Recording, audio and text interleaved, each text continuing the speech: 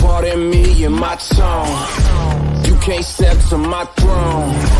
They ain't working like me. I did this on my own. You asking where we been, huh? I don't know where to begin, huh? All this dirt on my skin. I just came here to win. I'm more than a man, I'm a monster. Somebody call a pastor, doctor. I got a 6 sense for imposters. So now I'm coming for the whole roster. It's not a game, why you playing with me? You could double back, lose track, try and hang with me. It must be in my veins, something you can't tame, cause I break the chains. Can't control me. I got the power, I got the keys, cause I break the chains. They try to hold me, I'ma push back, just wait till you're free.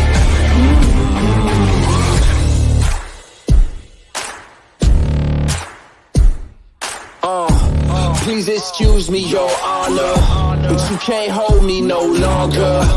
Can't you feel the vibrations? I broke out and left traces. Go ahead, try catch me if you can, man. You'll be looking all night, I'm the Sandman.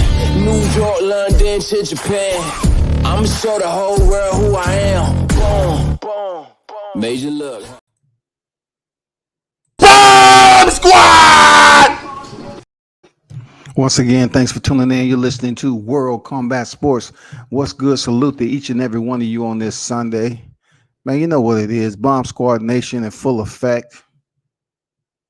7A Sports TV did an interview exclusive with Malik Scott and Deontay Wilder. So I had to speak on it.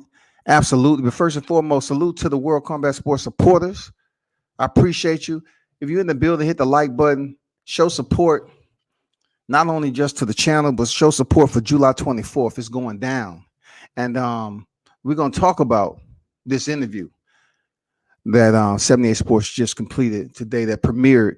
It's one of the best interviews that we've had with Deontay Wilder and his head trainer, Malik Scott, since this scandal happened February 22nd. I think it's the best interview. It's not the first interview he did with 78, but it is one of the best in my opinion.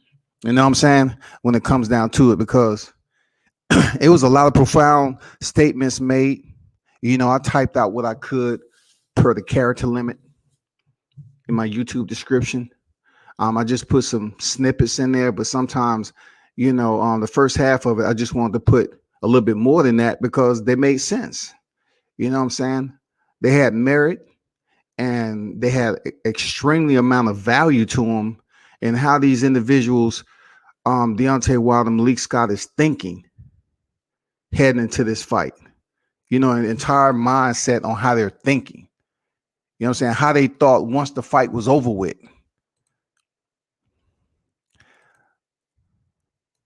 So give me a minute. We're going to chop through this video, and I'm going to give you my take on some of the statements that was made. Once again, this is citing 78 Sports TV interview exclusive with Deontay Wilder and Malik Scott. And we're going to take it from there. Appreciate everyone that's in the chat. Michael Johnson, Boxing Talk, and more. Say, yo, what it do? What's good? Tom Brown, salute to you, my brother. What's good with you? Good to see you in the building again. Michael, salute. What's good with you, OG? What's going on? Peace to everyone. Smash the like button. Yes, sir. It's important to continue to speak on one of the baddest man on the planet. You know what I'm saying? With one loss on his record. I want to start off by saying Malik Scott, what he said. He said the game tried to bury this man alive. I was like, damn. He said the game tried to bury this man alive. And they did. Look, if everything you've heard some of these outlets, these media segues talk about, you're pretty much going to hear it in this. You're going to hear what they're thinking, Wilder and Malik. You know what I'm saying? You're going to hear what they thinking. That means they're listening. They're tuned in. and they see everything that's going on, and the interview was straight. One of the best interviews to date. You know what I'm saying? So let me allow you all to listen to the audio perspective. I'm just going to give you the audio, and then I'm just going to, say my 2 cents and give my feedback and input on what it is. And once again, this is cited by 78 Sports TV. Brother, doing wonderful, man. And of course, we have the brother Malik Scott in the building. How you doing, brother Malik? I'm doing good, man. Focus. Ready to get this title back and all. Absolutely. Legacy. Yes, sir. Yes, sir. All right. So this is the first interview being done since winning the arbitration case. Can you take us through the process of the arbitration? Were you confident that you guys would win the arbitration? Hold on for a second. I'm going to share screen, man.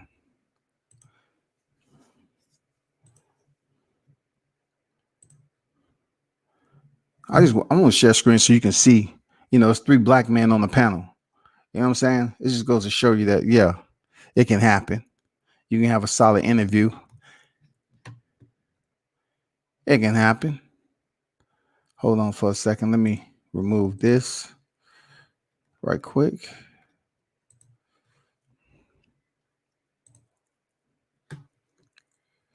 So let's rock.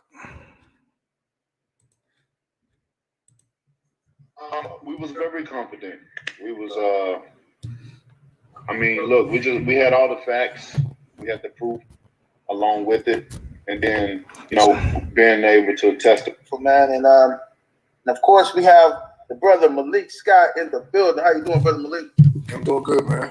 Focus. Ready to get this title back and all. Absolutely. Legacy.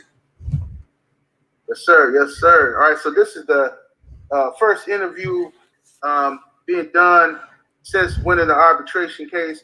Can you take us through the process of the arbitration? Were you confident that you guys would win the arbitration? We was very confident. We was, look, we had all the facts. We had the proof along with it. And then, being able to testify about the situation made it that much more better as well. Because one thing about it, when you know the truth and you're telling the truth, the truth is the truth. And they always say truth will set you free. Now, when you have to tell the lie, one thing about that lie, you're going to be working for yourself because you're going to have to continue to keep that lie fresh, continue to remember what was said, what was done. And, if it's a lie, then the truth shall come out, and that's just what happened. And we was basically, it's basic. Anybody can understand this situation. We was contractual obligated to have a fight, period.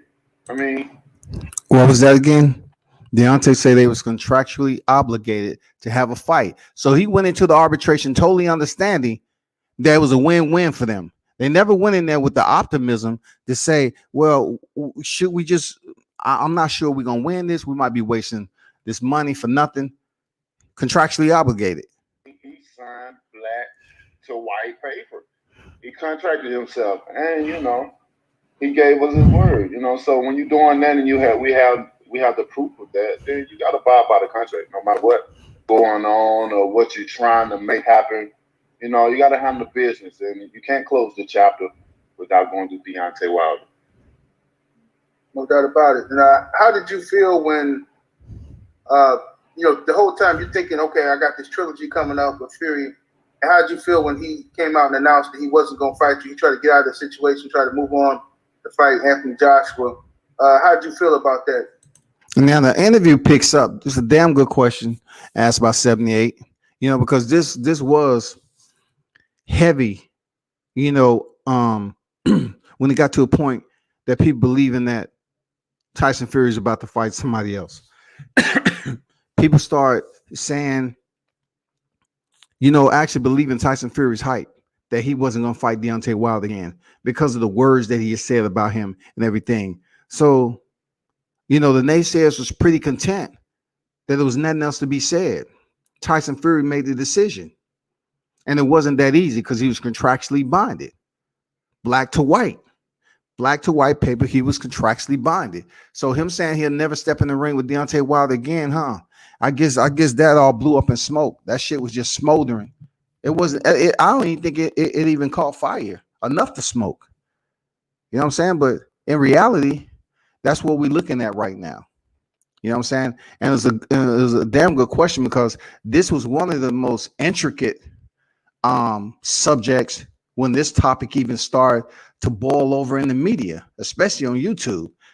You know, people believing that it wouldn't be, you know, that Tyson Fury was going to make the shot. I mean, he's going to call the shots, and Wilder had absolutely nothing to do with it. I mean, you know, of course, I would look at it as a coward way of trying to avoid me, you know, for what purpose, for what reason? You know, we know the reasoning, he know the reasoning, but let it make sense to the fans that's watching. Like, I just want to be in a sport where I say I'm the best, they say they the best, and the best want to fight the best no matter what. Not trying the best go around and try to fight we opposition for higher money. That's robbing the fans. That's robbing the people. I don't want to rob the people. I want to give you the best, fighting the best at the very best, at that peak of the time. You know, everybody always worried about money, this, money, or that. But if you know how to manage your money outside of your occupation and be able to differentiate between your wants and needs and do the right thing, you'll see money. You know, they're gonna come and go regardless, but money is not everything. Money don't have to be the be all in all of everything that we have to do. Well, we gotta get some money, you gotta get paid, got this. No, bro, I'm all about building my legacy, saying that I am the best and knowing that I'm the best and putting that up to test to anybody that feel like they better and giving the fans what they want to see, win, lose, or draw. And that's what I'm in this sport for. And that's what I need other opponents to feel the same way. It's too much of that. All these guys avoiding each other. Then you got all these guys with this white privilege out here that have the media making them sound like they're bigger and better than everybody else, which they're not. You know, they try to push and move the narrative. And it always happens to black fighters. It's crazy how, you know, it is going on, especially with me. But, you know, I have so much positivity around me and so much love around me, man. With this whole situation of arbitration and all that, man, I just been training. That's all we've been doing, training, focusing, and just, you know, getting love from the family and stuff. I didn't really worry about it too much because I already knew we had the proof, we had all the evidence, and we had a damn good lawyer. So that's all that was mattering at the time. Deontay said we had the proof, evidence, and a damn good lawyer. He also mentioned white privilege, which white privilege does exist in the sport of boxing. It exists in life itself. So that's nothing new. It's not playing the race card. It is absolute fact that this exists. It's not, you know, it's not one of those things that pops up every second of whatever narrative you're trying to speak on. But in this particular case, in boxing, it does it presents itself ugly. If we want to talk about in the last year and a half, you know what I'm saying, dealing with this specific individual such as Deontay Wilder. And then if you really want to speak on it, they're going to get in depth about the same sentiments that's been talked about over and over again. You know, Malik even mentioned himself. I'm not going to give it away to you just yet. I'm going to try not to go through the entire video. You know what I'm saying? Because that's the 78th video. But I definitely want to hit some key points in the video if I'm able to find out my timestamps. And one thing about my team that you don't see with a lot of these guys that been out here running their mouth is that my team is together. We're all together. We're always on one page, on one accord, and that's power. He said it right there. His team is always together. That's loyalty. And that's what so many people outside of the ropes that's tuning in, is listening, who's chomping at the bit to come up with something negative. They don't like that. You know what I'm saying? They would have absolutely wanted to see Team Wilder destroyed, fragmented, broken up. They at each other's throats in the media. But you didn't hear anything except the situation that included Mark Breland and the accusations of, him tainting the water and so forth. And they're going to touch on the grass being cut later on in this video. But one thing's for sure is that when it comes to Team Wilder, he's loyal to those individuals that's been around him. A lot of cats that you see in his circle are individuals he's been with for a long time. I'm talking about family. I'm talking about individuals he's boxed. Him and Malik, they known each other for quite some while. Tay Jones, they known each other for an extensive amount of time. So that's a positive aspect of it, because a lot of people was hoping that they would be at each other's throat and the finger pointing would be the subject. You know what I'm saying? That would be the priority. They're pointing the finger at one another. They don't like each other. They hate it. Yeah, I love it. I love it. Let me see, can I get Malik Scott on here to talk about this? Let me see, can I get Mark Breland on here to talk about this? The demise has happened. No, man, they tight. They tight. They're a unit heading into July 24th. They tight. No doubt about it. Yes, brother Malik. Brother Malik, how did you join the team? I know you and Champ have always been cool, but how did you join the team and come on as a trainer? Well, I've been on the team because Deontay have always been like family to me for the last 12 to 15 years, whatever it's been. And being to the fact I'm a student of the game, and boxing is all I've ever done my whole life since the age of 12. We always had a mutual respect for each other when it comes to the boxing thing, even outside of the ring, as far as advice. And what's the best thing for him to do? What's the best thing for me to do in my career? Even when we fought, those is probably, when we fought was probably the only 2 or 3 months we haven't talked too much, that we didn't talk through our whole relationship. So when the thing happened with the Fury fight and we came up short for, we all know, so many reasons, it wasn't a question of doubt. Literally, we had a very emotional time with each other, emotional moment after the fight, obviously. My brother took a loss. I've never seen him or nobody I'm extremely close to in that position like that. And it was his first time. So,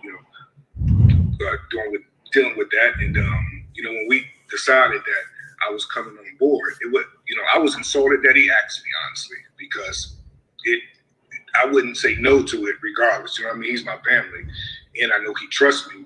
So it wasn't even though I've been given this position as his head coach, it's still the same way it's always been. It's just more hands-on now.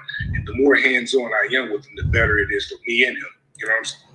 So let me pause. They're talking about, as a family. And once again, dealing with Team Wilder camp heading into one of the most important fights in the history of his boxing career. It deals with a lot of added animosity, revenge, retribution. It deals with straight punishment. The mayhem, the mental mayhem that goes along with keeping your sanity in a time like them talking about what happened after the fight. He explaining that, they had to console one another. They had to make sure everything was okay. You know what I'm saying? I never seen, Wilder in this position, but it seems like it only drew them closer. And you heard him say, I was insulted of him to ask me to be the head because he's always been family. He always been there. So, yeah, I'm going to be there for you. It doesn't matter. Yeah, I'm going to be there. I'm good. If you want me to be the head trainer, then that's what it is. Let's go. What's understood don't need to be explained. Let's get it. Saying because ever since this fight, Deontay has been training. 3 training camps he's went through. And a couple of them wasn't at home. He switched locations with the training camp. The court thing fell through. Switched locations again with the training camp. 3 training camps, they said. 3 training camps. And all along, if you hear what's going on social media, is what? He's depressed. And that is cowardness. For real. I know talking to Tay, he had mentioned that they was in Miami in training camp and so forth, and they was grinding it out. But yet in the media aspect of it, what they didn't know, they choose to paint their own freaking storyline.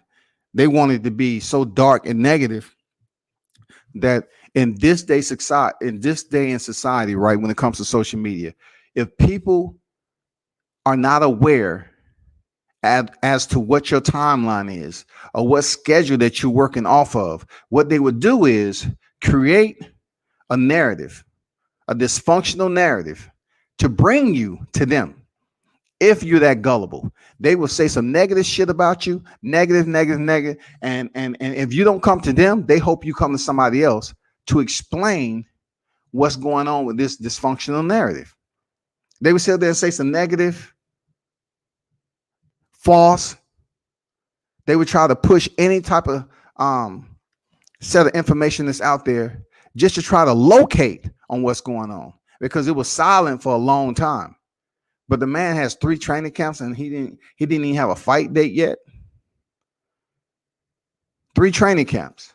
So that explains why he's in such good shape. You know what I'm saying? That explains why he doesn't look clinically depressed on this interview. That explains like how tight and close-knit his team is, how cohesive they are as a unit. That's very, very important to note. Cohesiveness. And another word you're going to hear on this interview is love. You know what I'm saying? They say they love each other. They have that loyalty toward one another. When it comes to black people, they always say that that's something that's just an anomaly. You rarely hear that, especially amongst men. So they have respect and they have that love in their relationship to trust one another, to work together. You know, because the grass is cut, shawty.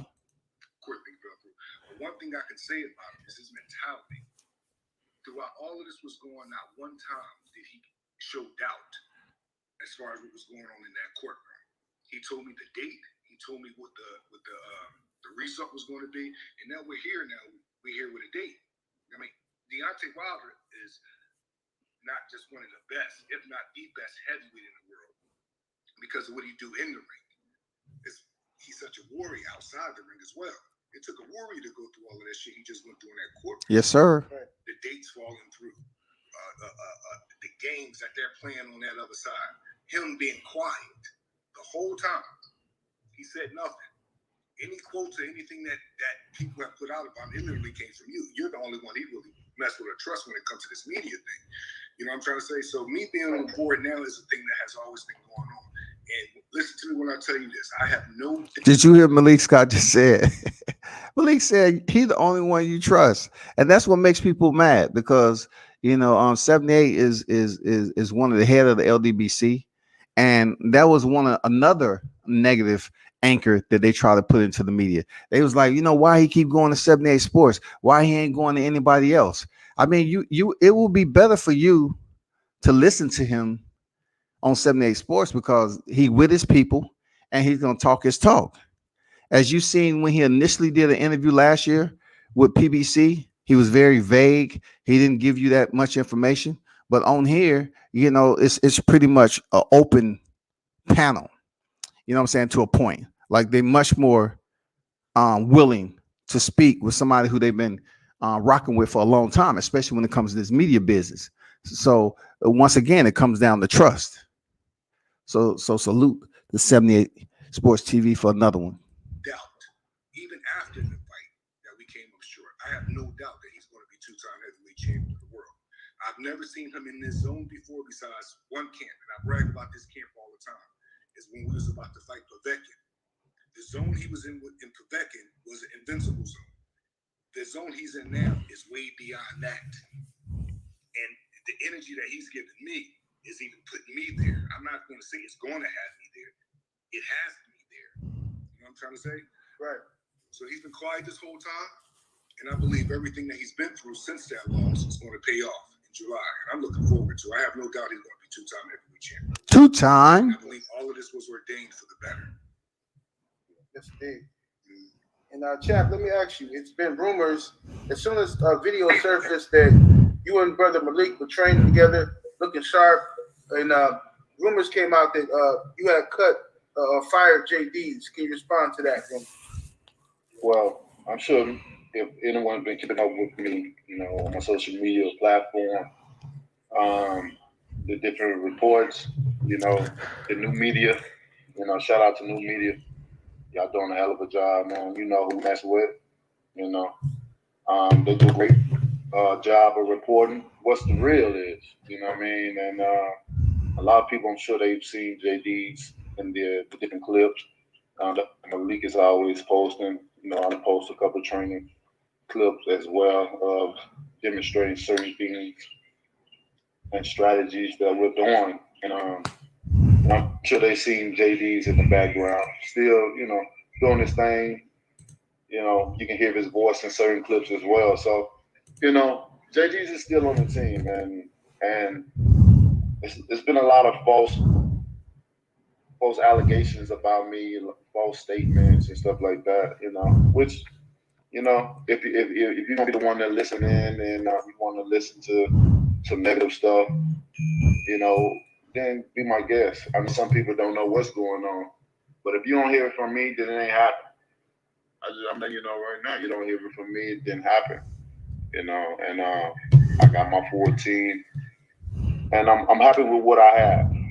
And it's been a great camp, man. These, like Malik said, this is our third one, going into another one real soon, and that's what it all been about. Train, focusing, getting back to me, you know, and it's gonna be crazy. Sure. Y'all don't want to miss stuff. My mindset is just so different. Even right now, I don't even feel like I'm here. You know, with my mental. Deontay say he feel like he not even here. That's how this is how unbelievable this third fight is gonna be. You know what I'm saying? Like nobody except him who was in the ring on that night experienced what he experienced. But he's saying he doesn't feel like he's here. So in the process of talking to his audience, you know, doing this interview, his mind is somewhat experiencing a moment of euphoria. You know what I'm saying? His mind is lifted in a whole different type of energy. I'm pretty sure each and every day he's thinking about training, and with that training, you know, that drive, that intensity and everything else that he witnessed and he experienced on that night, February 22nd, is driving him, it's motivating him. It's time he probably zone out and thinking about the scandal. You know what I'm saying? He's going to talk about it. But the good thing about this interview, they didn't go into how you put it, deep descriptive detail. They just kept it light. The people already heard it. They already understand it. They know it. So we're just going to say what we're going to say. You know what I'm saying? We're going to talk about the glove just a little bit on this, that, and the other. But when it comes down to his mindset, his motivation, is quite different than what we was hearing. The vicious lies that was spread about Deontay Wilder being what? Depressed. Why? Because he was silent. In the moment of silence, he was moving. He was keeping his mind focused and he was training. Mentality is how you've been contemplating about hurting a person so bad, like to the point you want to disfigure him. With his mother wouldn't even know who he was if she passed by him. You know, and when you've been having your mind set on this one person and how you wanted to decapitate him in every fucking way possible, it's like it's that premeditated stuff. And when I do see him, I'm gonna love to see what I feel, what I'm thinking, how my senses change when he's in my environment, because I've been contemplating, I've been sitting back premeditating. I'm whooping this man on this very night. So now that it's now we have a date as well. Like training has been even more intense because those other camps, although it was intense, but we had no guidance. We didn't have an ETA. We didn't know what we was going. We just know that we wanted to stay in shape throughout this whole process because victory was going to be mine, said the Lord. And it came that way. And so now that we have an ETA, now we have a location that we're about to go, it makes training even more intense. anticipate, because it means something now. Now it's in the books. It's certain now. Nowhere to run, nowhere to hide. Gotta go through me. Harder punches in the heavyweight division, probably in history. And I'm gonna continue with that reign. I don't, like in history. In history, shawty. Real talk. In history. I mean, it's not like he's sitting up here fabricating it. He said in history. They can't take my pride, man. They can't fuck with me. They can't, they can't discourage me on what I'm trying to do, or I still had a strong mind. I've been prepared ever since I was a young boy. I've been prepared for this situation, going through the ring of fire in everything that I do. Showing people nothing but greatness. I show people sensitive sides of me. I show people kind sides of me. If you need, if they say you only had 3 minutes, I give you 13 minutes, and all the reporters and media know that. You know what I mean? That was just my personality. But now, I'm different me, and I absolutely needed it. They put hatred in my heart. Damn.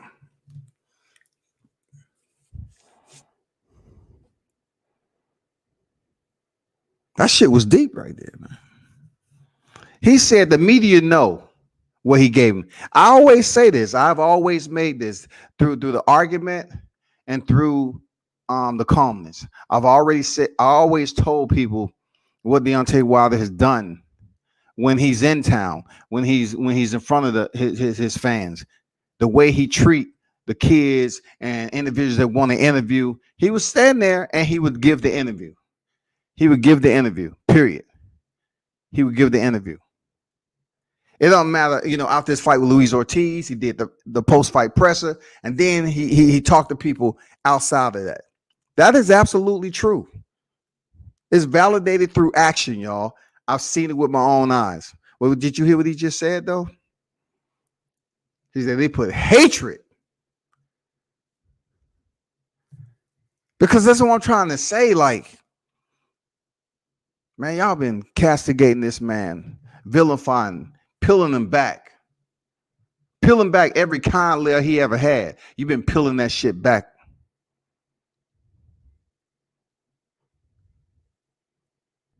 And he basically said, I'll put hatred in his heart. He tried to do everything for you. You didn't appreciate it. Now he got hatred. And don't try to, spin your narrative as the anyone who don't have the right to hate something.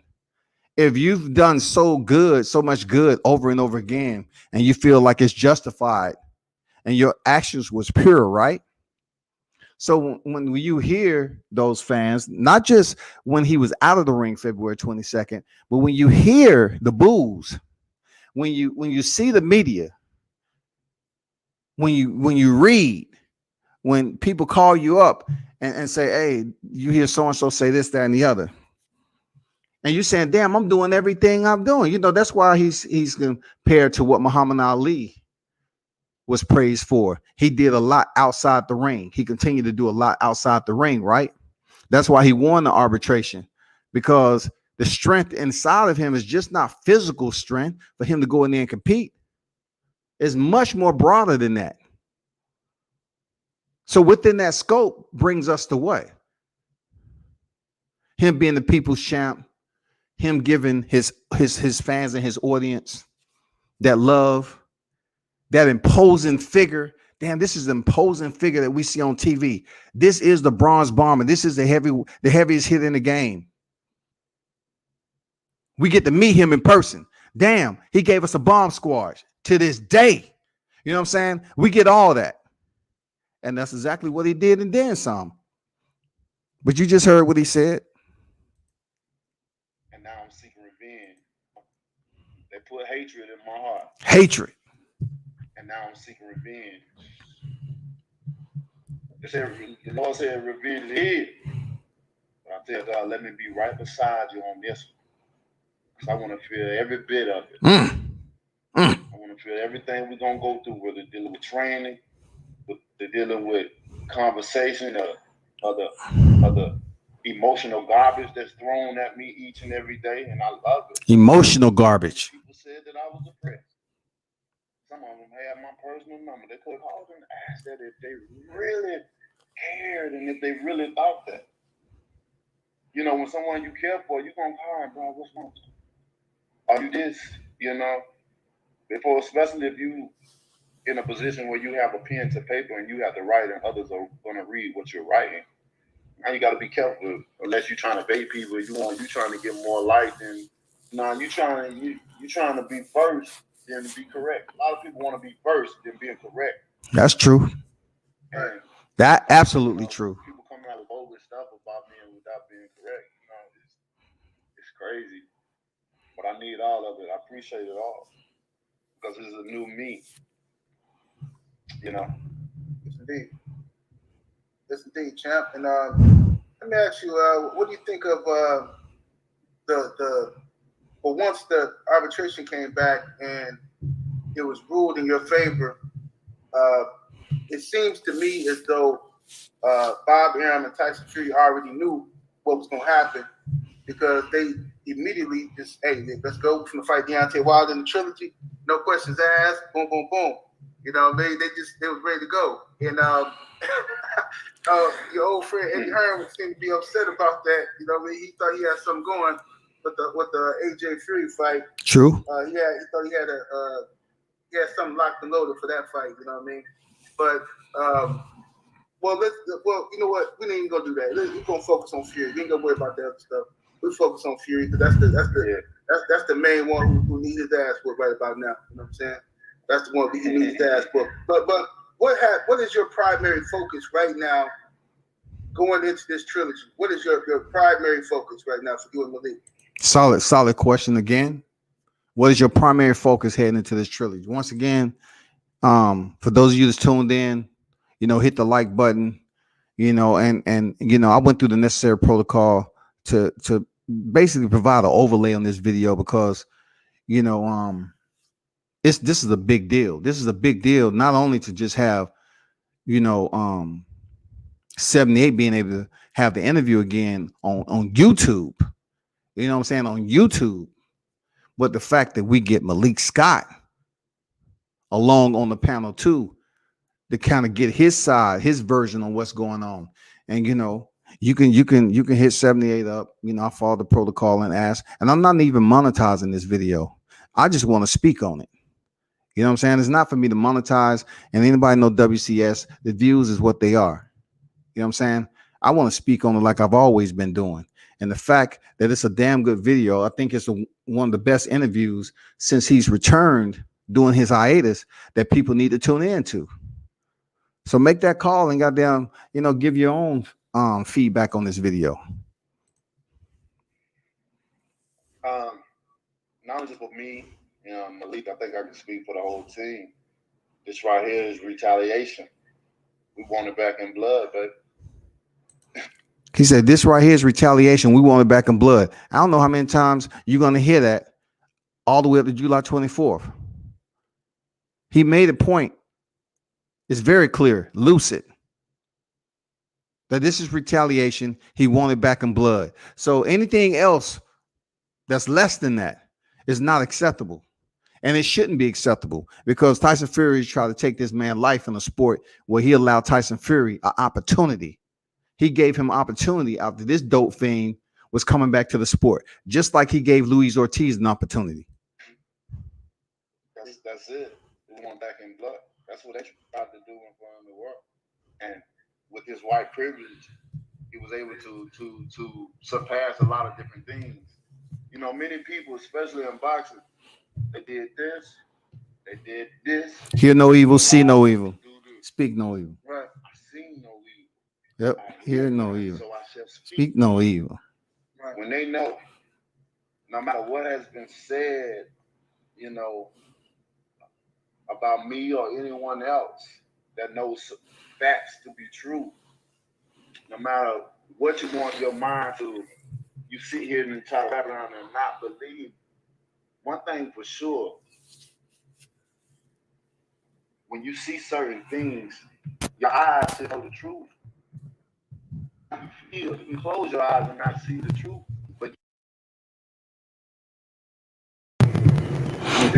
But when you see those gloves and stuff flapping, going a 90-degree angle, or keeping a smushed in form, you know, that's obvious right there to let you know what. Like I said, everybody did this right here, which is okay. I appreciate it. I appreciate it so much. Y'all made me.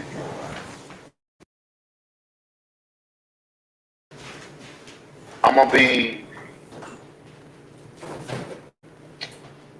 See it.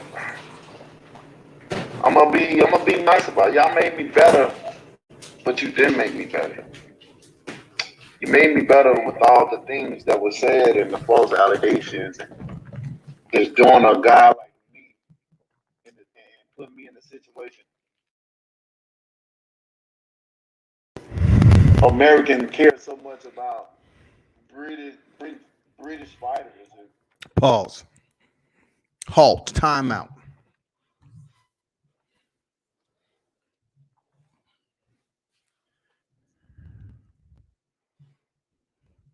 Let's just listen to it one more time.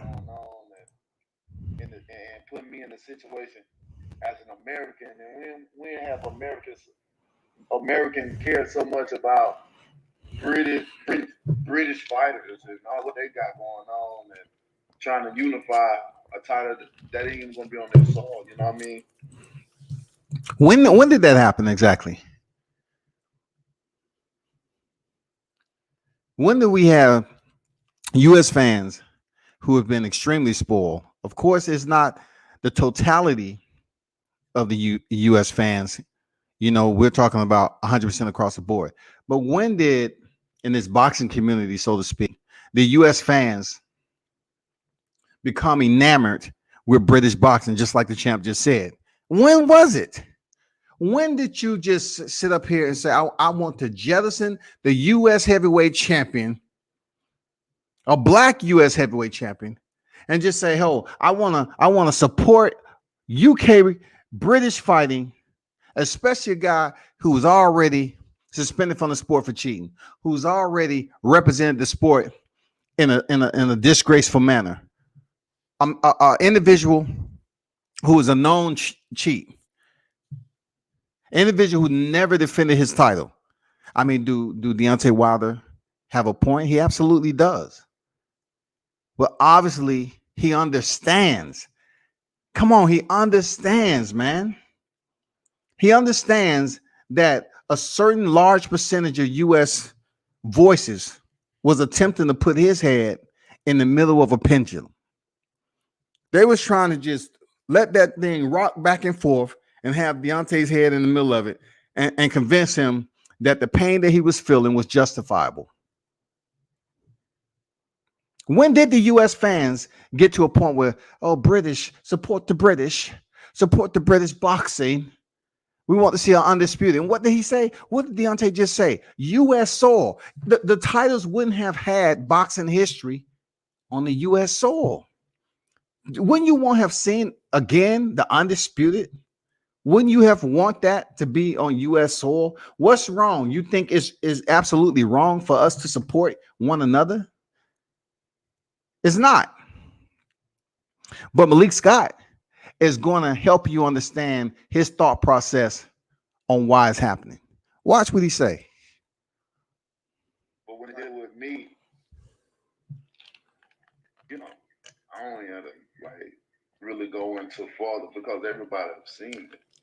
Mm-hmm. But you made me better. But when I say you did make me better, it's like I already had all these things. Other things that, you know, you see some people already have certain attributes, already have certain things within side of them, and it takes a certain situation to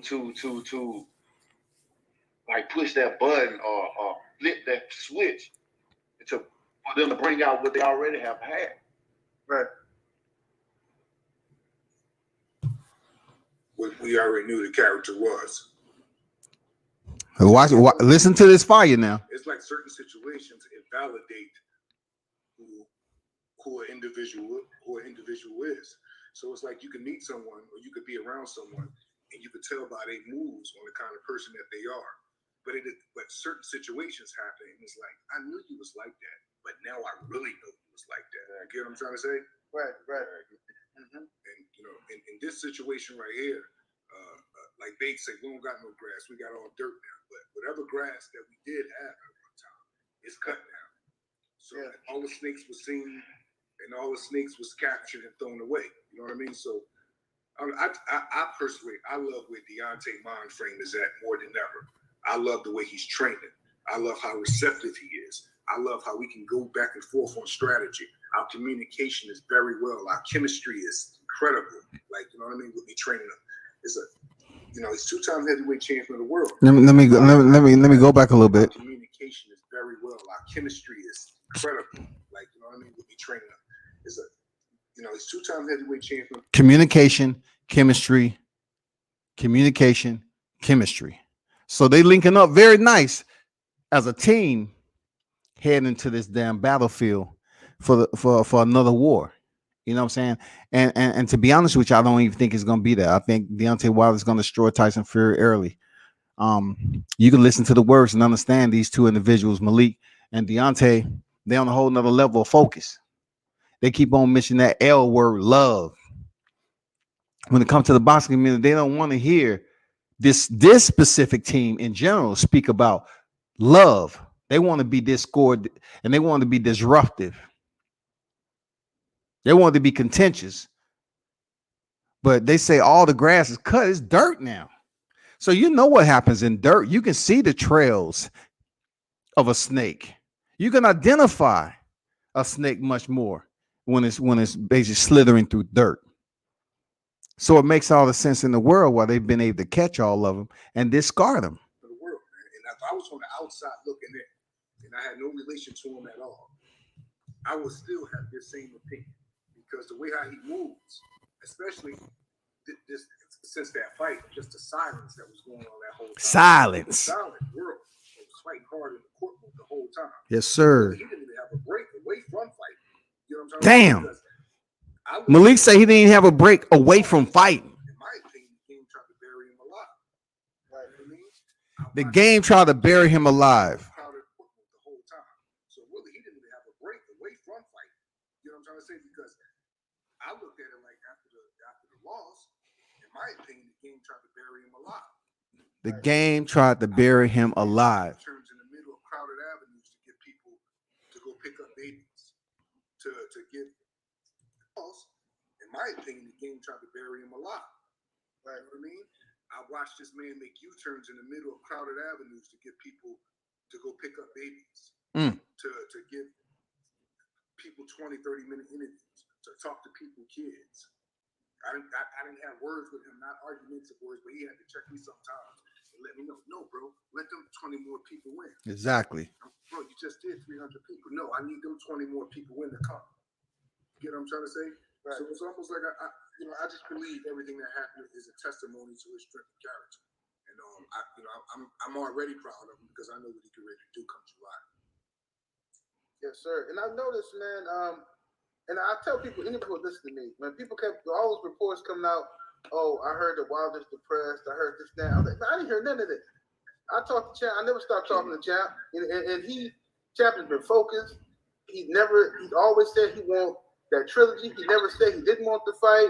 He never said he want to take some step aside money. Nothing. He always was talking about. Champ has been building, and when I say building, I mean literally. He has been building acres on top of acres on top of acres and some more shit. If they saying he was depressed, I hope I get that depressed out there. I'm looking forward to being depressed as Deontay Wilders. If they call it depressed, that's the kind of depressed I want. You know what I mean? That's the kind of depressed we want. The way this game is set up, once the narrative is out, it can be anything, especially with Deontay. I told him the other day, because even myself, it was at one time, I would hear so much shit in it, and I would be like, and people would say, it's like he got his own cult of people that just talk bad about him. I'm like, no, that's Hold up. This is what I've been wanting y'all to hear. Listen to this shit Malik just said. The way this game is set up, once a narrative is out, it can be anything, especially with Deontay. I told him the other day, because even myself, it was at one time, I would hear so much shit in it, and I would be like, and people would say, it's like he got his own cult of people that just talk bad about it. I'm like, no, that's just come with the game. But recently, in the last couple months, I'm like, no.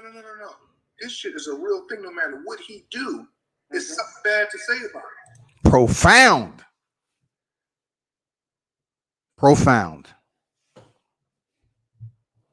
No matter what the man do, somebody got some bad shit to say about him. Speaking of cults, what is a cult? You know, I have to say a cult is a group of people who are together for a common reason. You know, that reason might be very, very ominous. All right. A cult might be there knowing that it might be death at the end, but as a cult, they somehow believe one another enough to the point where they trust them. And once again, they may believe that the end is going to be very detrimental, long-standing. So they follow one another. However, they get brainwashed. In the boxing community, social media, you have those same individuals who will tune in and listen to certain people. And look, I have to agree with Malik Scott 150%. Why?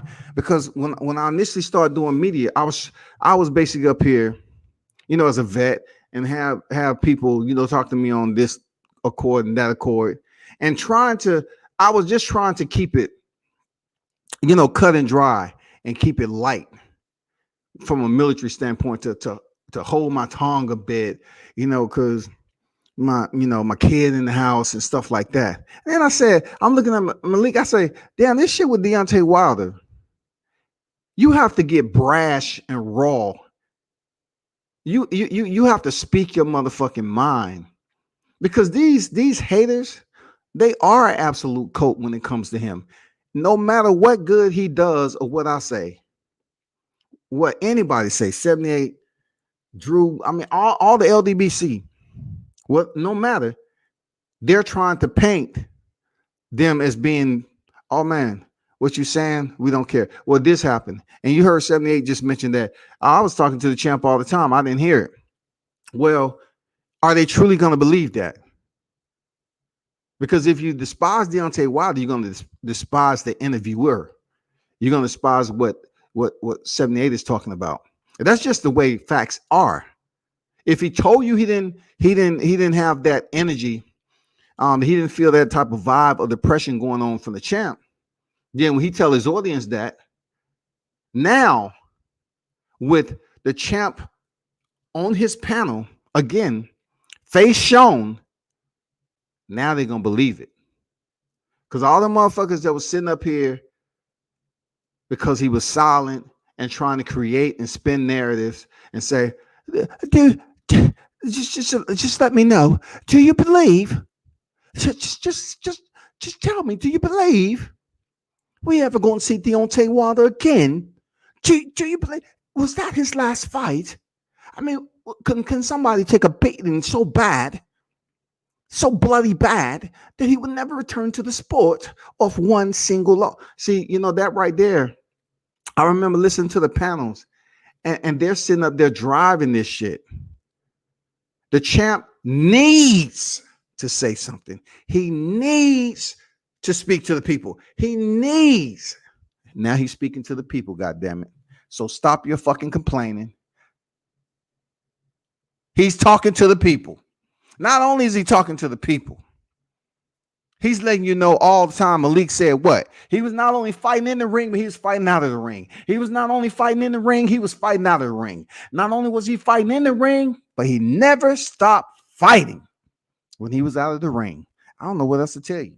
When they didn't know what he was doing, they say, oh, he's depressed. When they see he's training and looking incredible and seeing what his intention is, they worry about the living room that he's training in or the backyard that he's training in. No one is saying that he's training on every fucking piece of acre of land that he worked hard for. You know what I'm saying? And this is the reason that I don't listen to human beings. This is the reason that I'm my own man. This is the reason why I do what makes me happy. Because just listening to humans and the narratives that they willing to believe, and the narratives that they willing to just put out with no facts. No facts. It's just incredible, man. You know what I mean? But he's training hard. His mindset is somewhere I've never seen it before. And like I said, I've been around for the last 15 years. And I've been in the ring with him. And I've been on the outside of the ring with him. And I've been everything. You know, so where he's at right now is the perfect place for the job that he has to get done. His mindset is in that place and beyond. Yes, sir. Sure.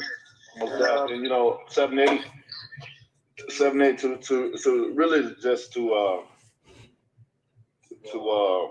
reflect on, you know, me and Malik getting together and stuff like that. Like I told Malik, you know, he already know and stuff. Like I like, bro, like I've been wanting to like bring you apart. You know, ever since I first met them man back in Poconos, I met him at the Adamant camp with as his trainer, Roger Bloodworth. It was an amazing camp, and that's what I made. It was just me and Malik, and we bonded like instantly.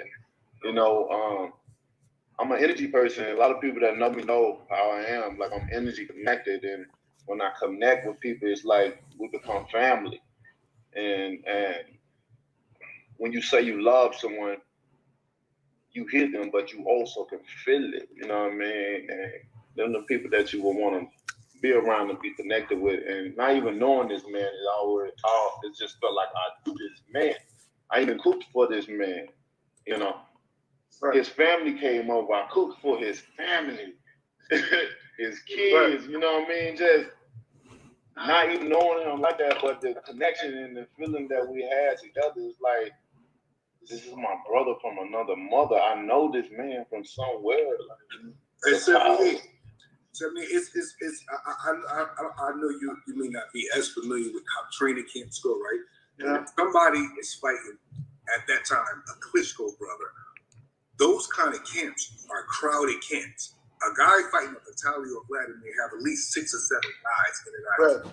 This particular camp, me and Deontay didn't know each other, nothing. I was there on Monday. He got there on Tuesday. We was the only 2 fighters on the whole compound, the whole camp with each other.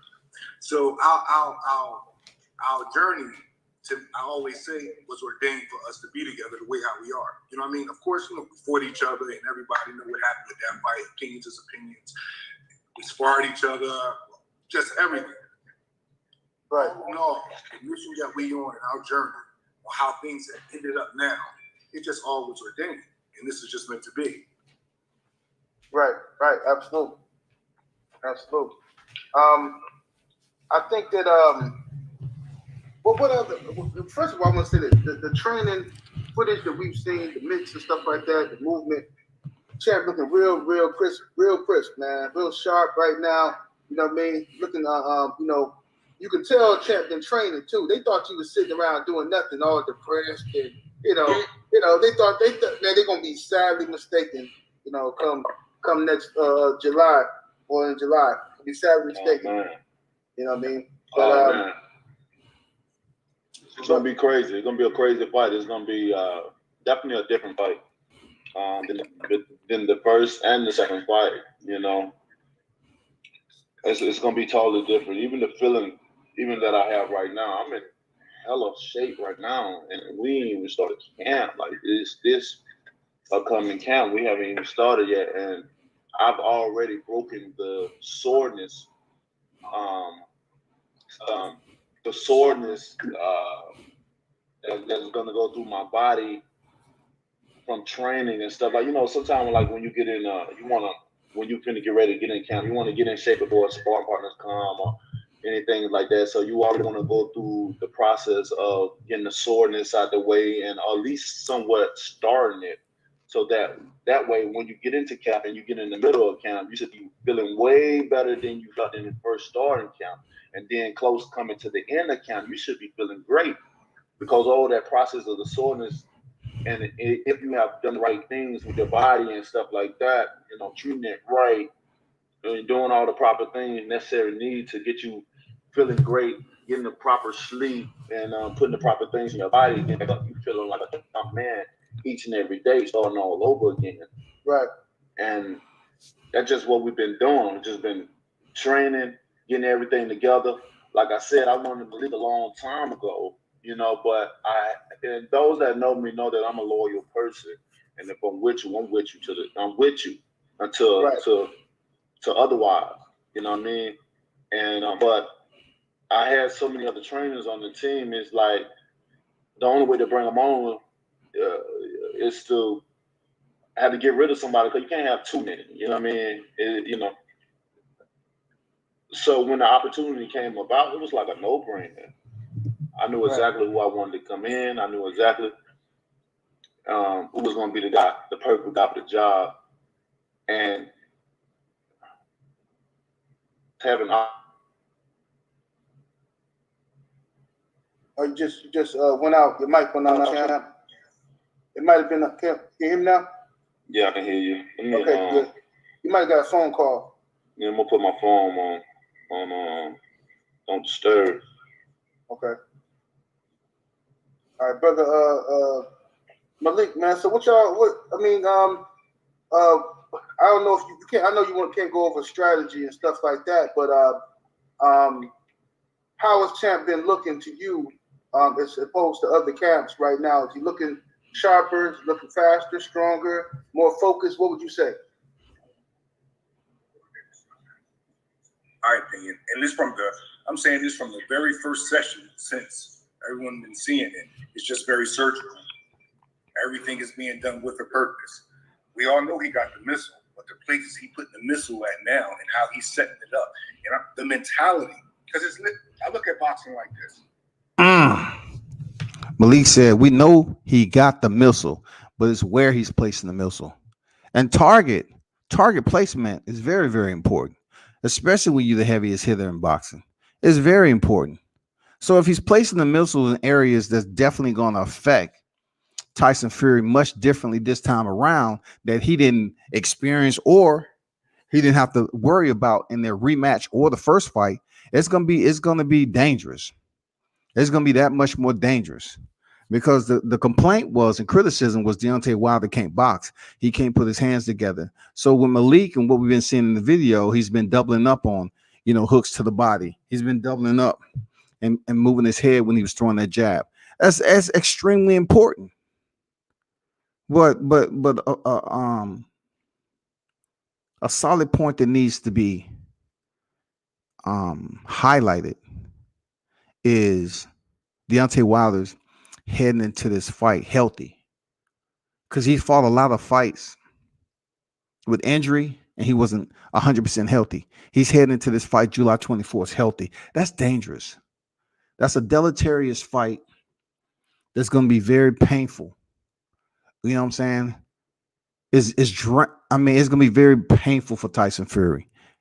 Everything about this fight leading up, John Fury and Tyson Fury totally understands that when a man is talking about decapitation, when a man is talking about he wanted back in blood, he truly understands how it felt in there with Deontay. He understands as an individual what plan they derived to cheat at the rematch. They understand it. As much people that I really care minimal about, that want to discard it as if it never happened, they too themselves, if they follow boxing long enough, they totally understand gloves don't supposed to flap the way those gloves was flapping.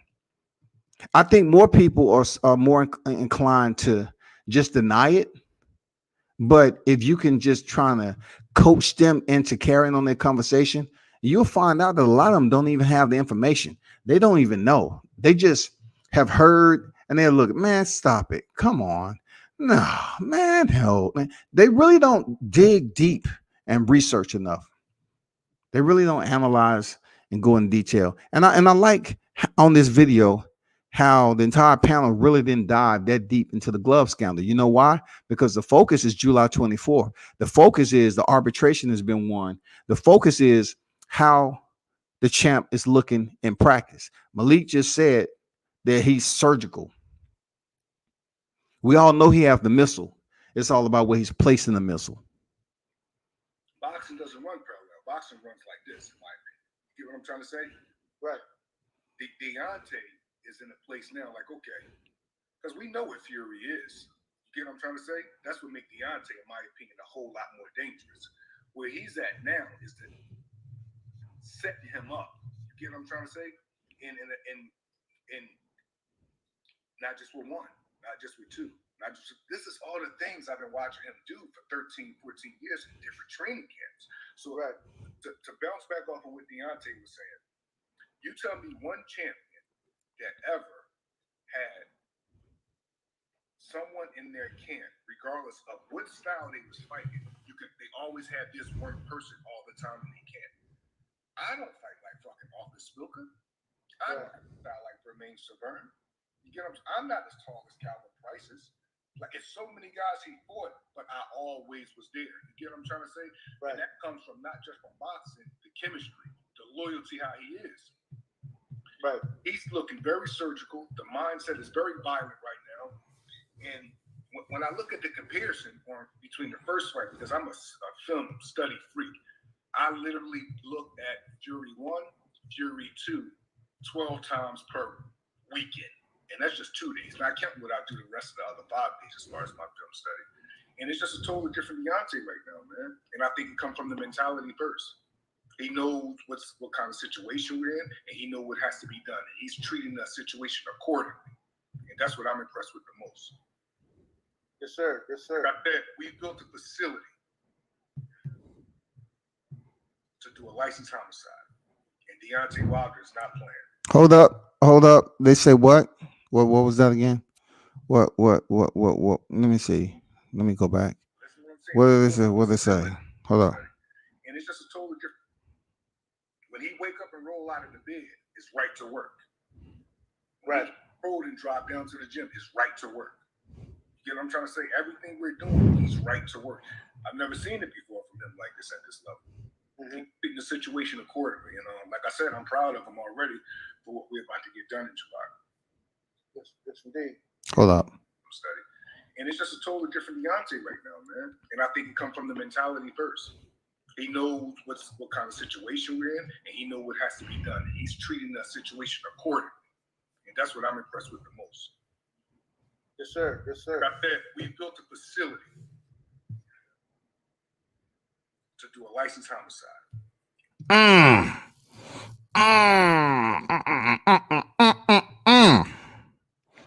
Damn, Malik up here dropping freaking gems all over the place. He said we built a facility for a licensed homicide. Once again, they built a facility for a licensed homicide legally to walk into a situation where you intend to maximize your inflicted damage, where you're going up here to harm an individual to the extent that individual life may not exist. A licensed homicide. There's a lot of strength in those words right there. There's a lot of strength in those words right there, man. We built a facility to prepare us for a licensed homicide. That's some deep shit. Deontay Wilders not playing. Listen what I'm Some saying. deep shit. Facility to get this job done. When he wake up and roll out of the bed, it's right to work. Right. Roll and drive down to the gym, it's right to work. Damn. You know what I'm trying to say? Everything we're doing is right to work. I've never seen it before from him like this at this level. Treating the situation accordingly. You know, like I said, I'm proud of him already for what we're about to get done in July. It's big. Champ, you there? I'm here. Can you see me? Oh no, we can't see you right now. You might have to leave out and come back in. Sometimes they do that when you get a phone call. Just come back. Yep, just leave out and come right back in. Same link. Yeah, Champ definitely looks sharp, man. He looked real sharp on the mix. He's getting a lot of people complimenting him and talking about it. Except for that, haters gonna hate anyway, no matter what he do. But real boxing heads looking at this and excited about the possibilities and stuff like that. What's going on? You know what I mean? And there you go, Champ, back in there. And we got everything we can do of it pre-camp. Right. Yeah, for sure. We haven't even gotten it's gonna be a bad thing come July. It's gonna be a bad thing. And he's fully healed. All of those title defenses. I'm not saying it's because nothing else. When he won the title, he was injured. Night before injury, we had to bring an eye doctor in because he almost couldn't fight because something went into his eye, up in his eyelid or something. I can see number 3 out of his eye. Right. The man hasn't had a healthy body basically his whole career. He's 100% healthy now. A1 doctors on board have gotten certain jobs and certain injuries he's been dealing with. All that is over now. His mind state is kill with the surgical blueprints behind it now. Surgical blueprints. We know who is who. He's training like never before. How can we miss? How? We're not fighting somebody that he didn't knock out before or never knocked down. Malik say, how can we miss? Like, this is not someone we're not familiar with. We can't miss. He stood with fury and watched that man's eyes roll in the back of his head. My brother was that last night. And you a big 160, 70 something pounds. You can't get this skin boxing. Every other name they call. Man, I have to go back because that was rare form. I have to go back. Shit. With bloody noses still looking at. We're not like this is not someone we're not familiar with. He stood with fury and watched that man's eyes roll in the back of his head. My brother wasn't even at 70-50% that last fight. And you weigh 260, 70 or something pounds. You can't get this skinny leg, skinny non-boxing, every other name they call him out of here. Why is Deontay Wilders? See, they listening. They listening, shouting. With bloody noses still looking at you like you're gonna have to kill him. On his feet. Laid out. Because I can tell you one thing. If Fury was in that position that Deontay was in on that night, it would have been a bad thing. He would not have lasted that. Right. You know what I'm trying to say? It would have been a massacre. It would have been a massacre if them was reversed. Oh my goodness. The way I felt when Chris took that helmet off me, like it was an unbelievable feeling. Like I felt like so drained. I felt so weak. Legs were so weak. I was like, what the fuck? See, this where a lot of y'all can just take it and stir it up however you want, because every narrative I hear when it deals with the criticism, they'll speak about excuses coming from Deontay Wilder about the suit. He's telling you right now, when he removed it, he felt bad. He felt bad. His body felt bad. The energy was off. The strength. You know how you should have some understanding of how you should feel, even in a competitive sport. You know when you're feeling good about yourself and you're ready. You're ready to go in there at 100%. You're ready. But he said when he removed the helmet off, you know, he just felt like, damn, I ain't have no strength. Something was wrong. He's telling you right here. So no one has to spin the narrative that it's an excuse. He's basically telling you on the night of when that was removed, that's how his body felt. He said if it was Fury in his situation, it would have been a massacre. It would have been an absolute massacre. But my warrior mentality, it wouldn't allow me not to proceed. My king mentality, my responsibility as a black man, first and foremost, as a leader, to show people hope. See, people are afraid of my success because I am hope. I am pride. You know, I am milestones for others to be able to reach. I am love. I am, peace, bro. And the condition that I was under that night, bro, that shit was crazy. I could have went back to my corner and said, Coach, I don't feel right. I don't feel right. I knew exactly what I was getting myself into, 7, 8. Right. Damn. But I liked the feeling of being able to see what Deontay Wilder, who I feel is the best, the greatest heavyweight champion there was. I still got a long way to go. Right. But I'm here though. So pretty much what Deontay Wilder said was he knew he was feeling like shit. You know, he could have the fight could have ended earlier, by many different variables if he was a weaker individual. But what Deontay Wilder was basically telling y'all is that his testament is not in comfort and convenience. But during the time of challenge and controversy, he wanted to prove to himself he can still go in there and fight. Because he considered himself the best in the world. So he wanted to go in there through challenge and controversy and see how he can work it. That's a different mindset and mentality. Everybody doesn't have that meter that they can control. You know what I'm saying? I mean, that's what it comes down to it.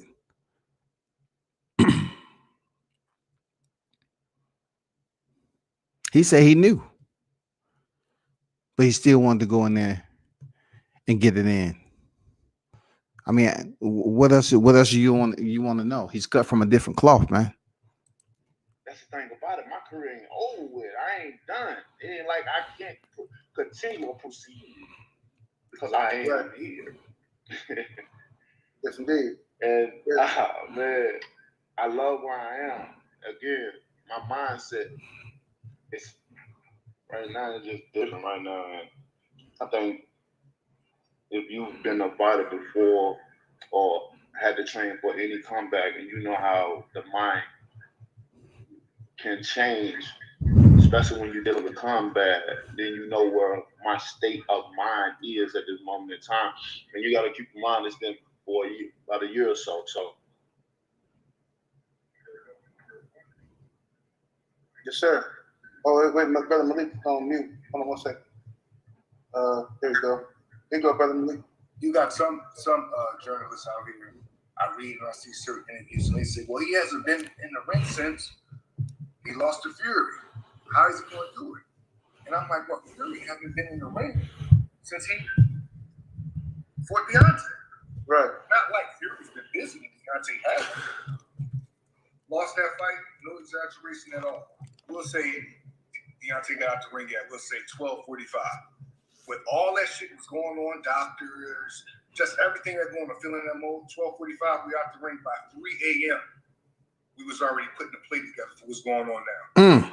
Right. That's how much. I don't know, he's a different kind of dude, man, Deontay. You know, he's so fucking stubborn, and it makes him, in my opinion, one of the greatest of all time. You get what I'm trying to say? Right, right. I could bring that kind of back at 12:45. At 3 a.m., you already on the phone with me. We making the plays for what's happening now. Never was in the brunt, of course, you know, took the L, feel that. Never was in the, that's what, never was depressed. You're very fortunate to this level of depression. We call this depression, like I said earlier. Right. You understand? Right. One thing I like about your station, where you don't play the game. You into what's right, not who's right. Absolutely. Right is right, wrong is wrong. You know what I'm trying to say? Absolutely. What's right, not who's right. and the mighty. Yes, sir. Yes, sir. Good, baby. It's gonna be real good. I just can't wait. I can't wait, man. I really can't, because I know what's getting ready to happen. Because the first step has already happened.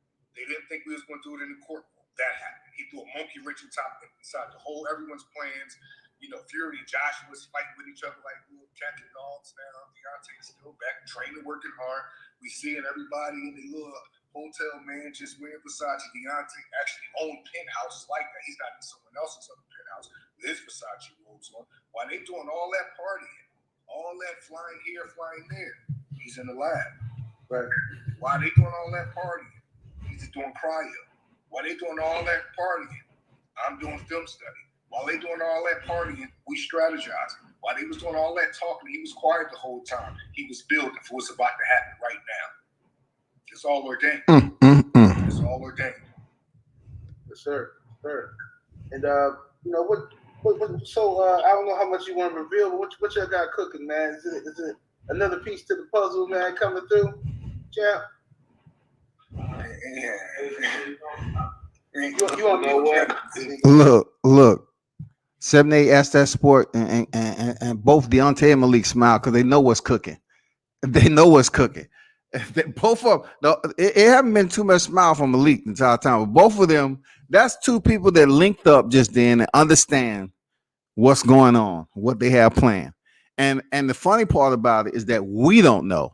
So since the fact that we don't know, it brought a smile to them because it's going to be a surprise come July 24th when everything comes together and he go in there and destroy Tyson Fury. You know, that's what you get from two individuals. Both of them are smiling because they know what's going on. They understand. So when 78 asked us the question about any, you know, they looked at it like, damn, yeah, we do got some shit going on in the lab, but we really can't, you know, let nobody know. But you can hear what Deontay had to say. That's when you know you have two minds in there cooking up. You know, they trying to add certain shit to the training regime, you know, to improve, to continue to build that monster that's going to return to the square July 24th. It's crazy that you say that. We actually do got another piece to the puzzle content. Yes, sir. Yes, sir. See, they having a good time. I'm curious, goddammit. I'm curious, but there's really no way for me to find it. Because look, if I call Tay, I say, "Hey Tay, if you seen the interview, that part where they asked about the surprise, who is it? Man, I don't even know. I don't even know, man. I can't call it. I don't even know. You know, they know who the fuck it is, but it's we have to wait and see when it comes down to it. They know. And so much to the fact that the question was asked and they still laughing about it. I'm just like the piece to the puzzle. Like, who else could it be? Like the intrigue. Who is it? I'm just curious, like, who are they bringing to the camp? Who did they sign off on that would be a solid fit for this damn camp heading into July 24th? Who is it? I'm curious as shit. I'm trying to process it. And then when you try to process it so deeply, you're never going to figure it out, man. You just, unless you got ESP. I mean, I really can't even, you know, throw that GPS out there and try to damn locate the motherfucker. Like, it's no way. I'm curious. If they smiling like that and laughing, I'm curious myself. Who is it? But so when he arrives, it's gonna be great to get a feel of him, an energy feel, a chemistry feel, you know, and just the vibe and release information within each other and see how it go. I think, you know, just from afar, knowing him how I know him, you know, seems like a great guy. I've heard nothing but great things about him, you know, amazing things actually, you know, and I think it's going to be a great pair. I think I got a great establishment, a great team that I have prepared before me, and hopefully this team that I've established, how we start, we all finish together. You know, that's how I have for my original team. That's why I'm so loyal. You know, I'm a loyal person. You know, we don't have too many trainers that brought a fighter up, and they're still with that same trainer as they start, especially after becoming a champion, or even sometimes before becoming a champion. I was still with the same people because of my loyalty. Like I said, I wanted to bring Malik in a long time ago, but you know, I was loyal to the people that I had, and so I couldn't. So bro always been with me.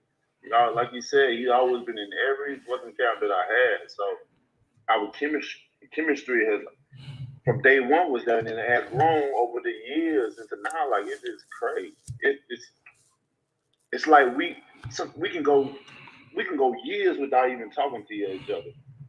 But that one crack of voice, that one crack of communication, that one crack of sight of seeing each other, it's like, man, it felt like I was seeing you yesterday, or talking to you yesterday, or, you know, man, the magic of this wonderful world that we live in, and the power that we possess as human beings, it's amazing, you know, and the chemistry that we have, you know, that's what you want as a fighter and a trainer You know, many fighters and trainers, they go years, they go a lifetime trying to build a chemistry together that we already had at first sight.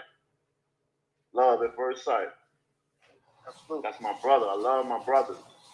And when we say we love each other, what's understood, come on with it. Absolutely. Absolutely. Yeah. You know, man, I wanna say first and foremost, man, thank you so much, man, for not letting these people you know, break your spirit, man, and remaining strong and remaining that positive figure for the black community that you are. I don't give a fuck what nobody else say. You know who you are. You know what I mean? And you didn't let them people break you. They tried, but they tried everything. I'm talking about they tried physically, mentally, everything they could do. And you're still here, man. And I want to thank you, brother, for still remaining to be you. You know what I mean? And yes, indeed, man. And I want to thank you, brother Malik Scott, for your time as well, brother. Brother Malik, tell the people they can find you. You on social media, anything? Yeah, Malik King Scott on everything. MALIKKINGSCOTT. So let me give you one more thing, brother, before we get off the phone. I'm a diehard boxing, in my opinion, fan, journalist, whatever. I would guarantee you I know more about this sport than most journalists, because it's all I've ever done. Muhammad Ali is one of my greatest fighters of all time. He was very magical in the ring, but it was the things that he beat outside the ring which really got my attention, why I give him nothing but gratitude. Yes. Deontay Wilder is the closest thing to that in this time. Absolutely. The way that he just fought, but listen what happened, stuff like this. And I heard you speak on this a while ago. We'll say the Ortiz thing, because Ortiz get played down like he's really not a threat. Oh, man. Right. And they only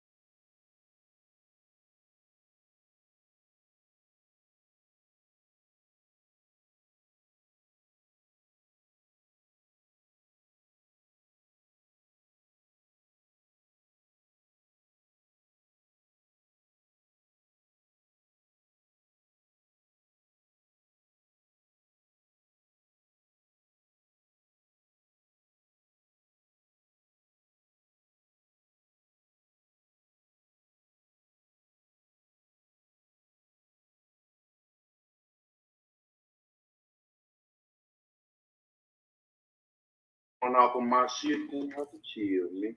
And don't worry about my family, please, because they're straight. Trust me. Yes, sir. Beautifully made. Yes, sir. The decisions that he needs, I can understand, differentiate between my wants and my needs as a young man. So when I became a man, those same principles and valuable morals and goals that I have on myself still apply. And when I say things, I practice what I preach. America has a true warrior, a true king in Deontay Wilders. And now the second half, the second phase, two-time heavyweight champion of the world. It's going to be beautiful. But I am apologizing for the change because y'all did it. Let me go, babe. I can't wait. Yes, sir, champ, man. And I want to thank you so much for your time, champ. And, you know what I mean? Definitely going to be talking to you again before the fight. Thank you, Brother Malik. Absolutely, man. Yeah, man. Your brother stay blessed, man, and stay focused. I know you will. You know what I'm saying? And Yes, indeed. 78 Sports TV here. Salute to the mic. LBC. Yes, sir. Yes, sir. And we up out of here. All right, baby.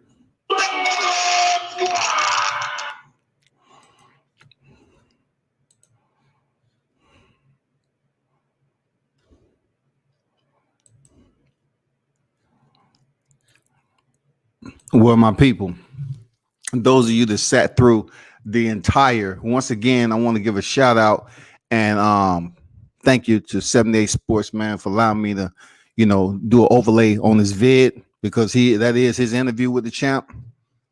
He did have one of the most prolific interviews since the champ has been out the ring and absolutely covered damn near all the questions that's been floating around out here in the social media realm. I mean, seriously, you talked about the arbitration. You talked about training camp. You talk about the videos that's been coming out with him training in his home.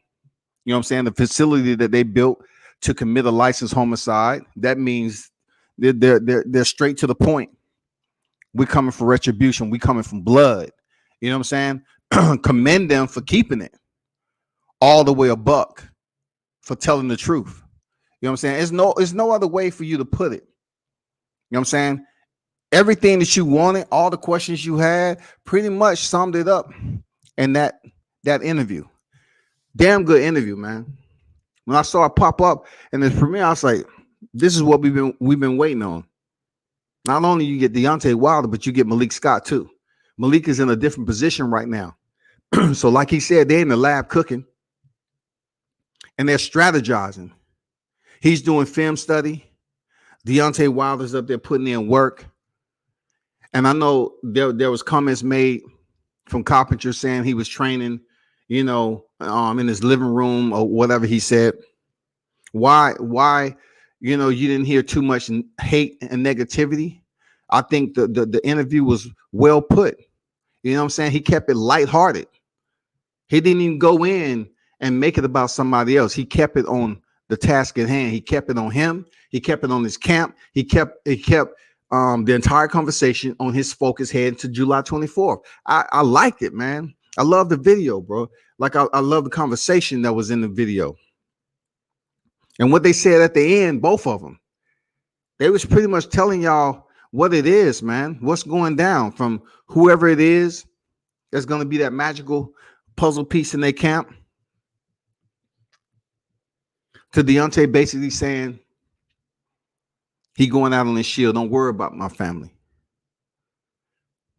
Because there's a lot of one-on-ones people try to make specifically for Wilder. The one-on-ones is you can be undefeated, 42 victories, 0 defeats, and 41 knockouts. But you lose one time, your career is over. And just because you out the ring and you haven't said anything during the pandemic, people say you're clinically depressed. But yet Tyson Fury can return to the sport and he can use mental illness as a hashtag on why he fucked up and why he's a damn mischievous individual, why he's a malefactor, why he's a scoundrel of boxing. He can come up here and take advantage and step on the necks of those who actually mentally ill.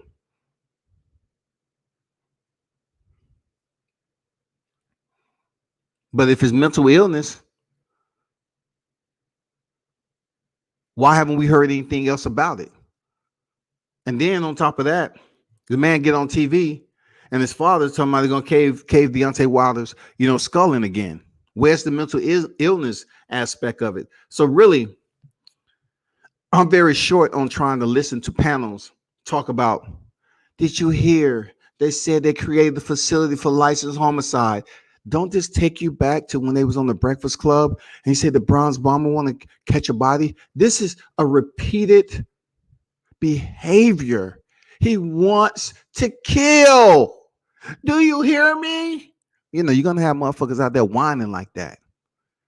He wants to kill, y'all. The bronze bomber is back. He wants a body. You have petty motherfuckers like that.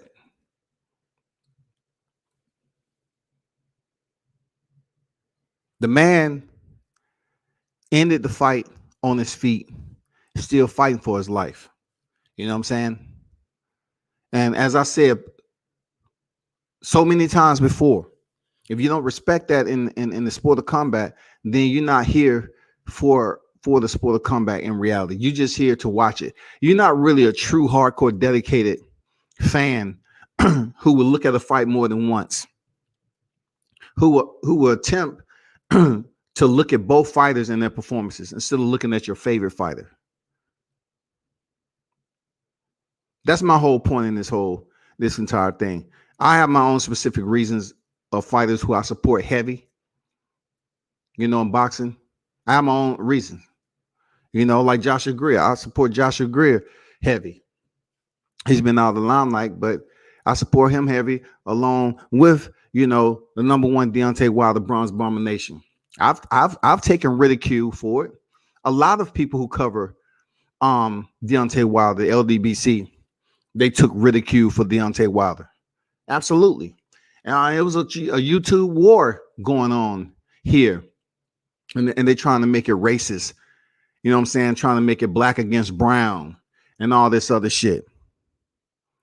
But I always say, I say to people, I have these boxing conversations and I tell them, I said, at least he's actually reaching back to individuals that he trusts. And he's able to come over the 78 platform and speak. I never quite seen Canelo on any of these platforms to speak. So with that, he's once again connecting to the people, the boxing public. I like it. The same shit I told you that I've seen in person is a representation of him doing this interview right here. They came back and they're talking to a channel that's on YouTube. He came back to the same platform for when he initially broke his silence. When people was wanting him to talk, he came back. He returned. He's been in training. So I remember the first time that interview broke and people was like, why he went over there and spoke on 78. That's because who he trusts. He's reaching out to his people and he trusts his people that's been rocking with him for that long time. But people were just disturbed because they actually believed that he was going to come to their platform and it'd be free game for people just to ask dumbass questions. That would be the ill-advised move ever. I like it that it's proprietized to one channel. I like it. It's clean. You have to go and that's one person. Is it okay to use the content? It's not interviews all over the place.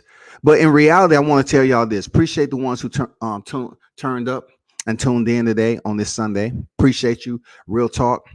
Hopefully you hit the like button. And when you go back through this, make sure you listen to what they said about the cult. It must be a cult of individuals who has something to say about Deontay Wilder, whether it's good or bad. Just tune in to all the points, all the check marks that was hit during this interview. They pretty much told you everything you want to hear.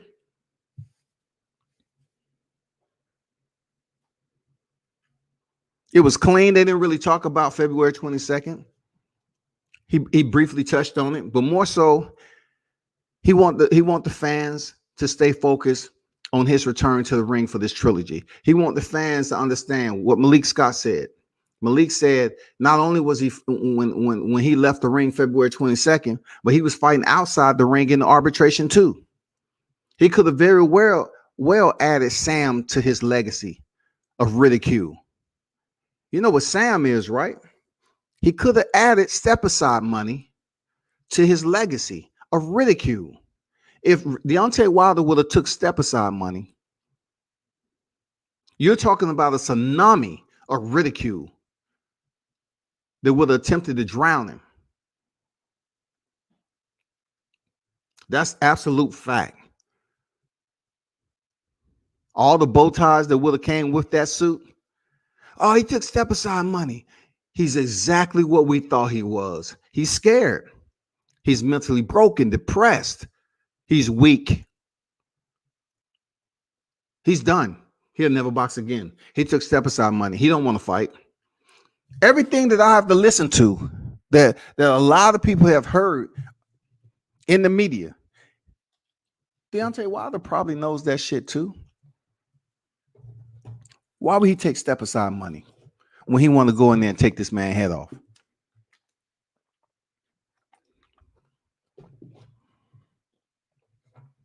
Why? You know, speaking to Tay yesterday, he up there talking about Deontay Wilder has an underground range. Shit, I think the only thing I have underground is pipes from the house. Yeah, underground gun range, one on top, full regulation boxing basketball court, boxing ring on his property. Just like Malik said, he's building acres upon acres. He's doing damn good for himself.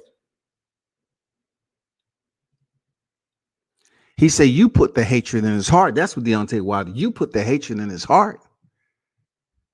I totally get the percentage that I'm supposed to get from the outside looking in. I totally understand where he's coming from, because from my time of covering, I've heard it. I've heard the point all the way back from when him and Joshua was somewhere in negotiation, and they was trying to sit up here and minimize Deontay Wilder's value in the sport of boxing. They was talking about the 12 million flat fee. They was talking about the 15 million. You know, Joshua somehow, some way snuck out from the closet without permission and jumped on the damn social media and say, you know, you give me 50 million tomorrow. I mean, 50 million, I fight you tomorrow. So he got the 50. What happened? Nothing. WBA come out with this bogus ass. Anthony Joshua has to finish WBA. He needs to do it within a week, else he'll be stripped. The week came and went. Nothing happened. Anthony Joshua signed on a 2-fight Wembley deal. Anthony Joshua signed $100 million with fight deal. It was all these things coming out. He beat Alexander Povetkin, didn't sell out Wembley, and April 13th came and went. And hearing this recent news reminded me of how Eddie Hearns do business. It totally reminded me of this August date when he was attempting to prove to the people and convince them that Fury Joshua was taking place. And even so, called up BoxRec. It took me back to that day when they announced that Anthony Joshua was fighting in Wembley. He signed a 2-fight Wembley deal. It took me back when I heard that Tyson Fury and Anthony Joshua shook, and then they signed the contract. All the airspace to blow smoke in. Eddie Hearns is that pilot. If you want airspace to blow absolute smoke, he's the guy to do it. And you know, a lot of people already understood that the fight wasn't happening. You know, every time I sit up here and hit the plug, I said, Tay, is this happening? Man, don't believe that shit. So, you know, it's like, okay, it was just, man, don't believe that shit. So when it's out here in the media and I'm hearing, it's like, damn, they actually put media. Listen to this shit during the pandemic has taught me a lot about the fuckery in media. Seriously, I pretty much understood how the shit works in social media, but the influence for this particular fight has taught me a lot, because you have individuals that's supposed to be at the highest level of reporting for whatever genre they're reporting on. They have shown me that they're all about the lies too, especially when it comes to boxing. You know, this handshake and then putting fake ass picture out there like Anthony Joshua ran into Tyson Fury by incident. It takes me back. Once again, I always give I always give those juxtaposed comparisons. That picture took me back to when, you know, Eddie Hearns was out here in New York, supposedly asking random individuals if they knew Deontay Wilder or not. And then when you have non-actors attempting to act, they say some dumb shit out their mouth. Do you know Deontay Wilder? Oh, who is that? A football player? Why would you even compare him to a sports competitor or athlete? It makes no sense. So the fact that Anthony Joshua wanted to be a part of the charade, and he said he was coming over here to New York to sign the contract, come to find out the contract had Eddie Hearn's name on it. And furthermore, anyone who followed the sport on how to do business in boxing know damn well you're not signing no damn contract. It's certain procedures on how to go about doing that legal work. You're not going to go out here with a pen and paper in public and sign a fucking contract. So what we have going on right here.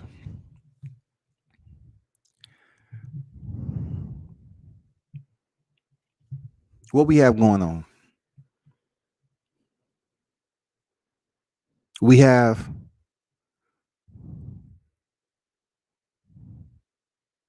the reality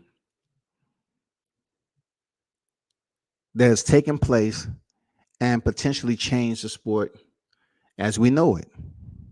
The reality of underestimating the strength of an individual, especially that individual being Deontay Wilder, a black U.S. heavyweight champion who he himself didn't quite or do not quite understand the hatred that's been placed his way. I never understood the hatred that came his way. All the individuals that want to put a tag, Deontay Wilder, fangirls and dick riders and stuff like that, right? But yet they want to show you that, they're beloved. They're beloved Canelo. They're beloved. Don't say nothing bad about Canelo. But yet, you will enable a conversation. You will encourage a conversation. And then you have to return back and apologize. Apologize to the very group for which they was trying to start a race war with.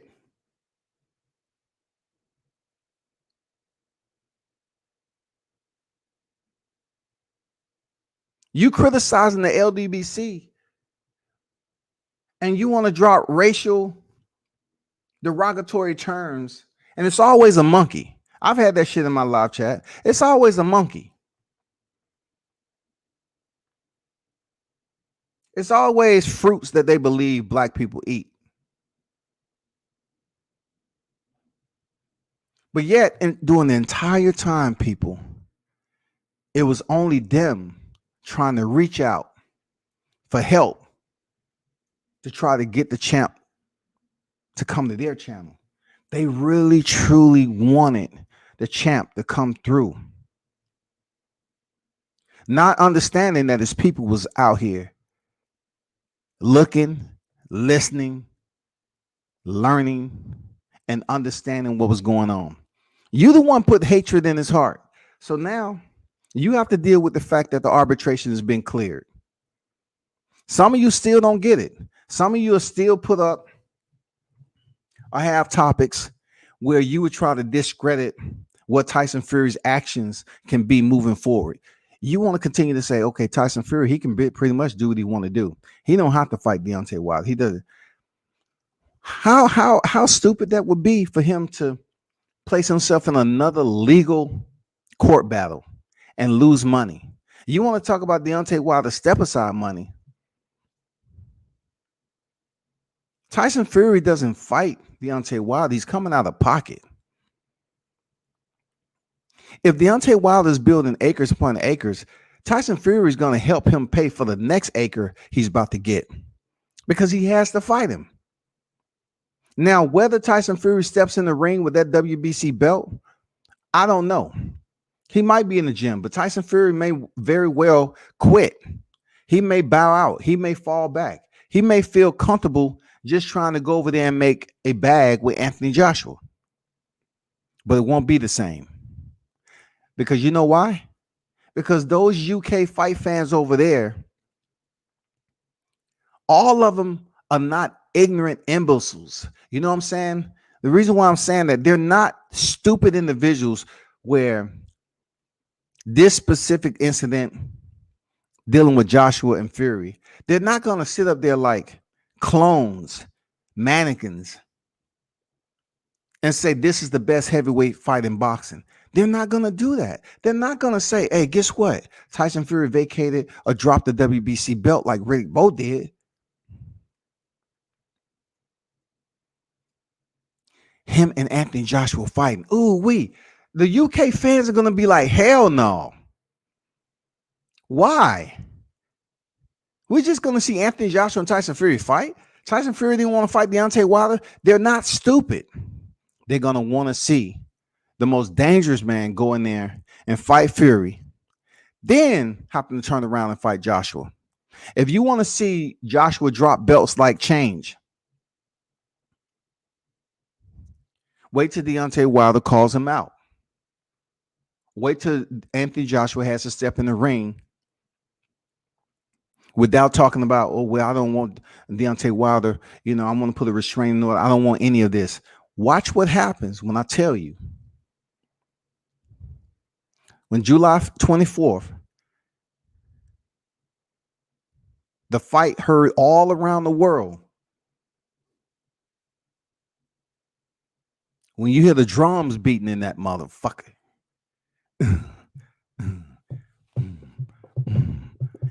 And new WBC World Heavyweight Champion Deontay Bronze Bomber Wilder.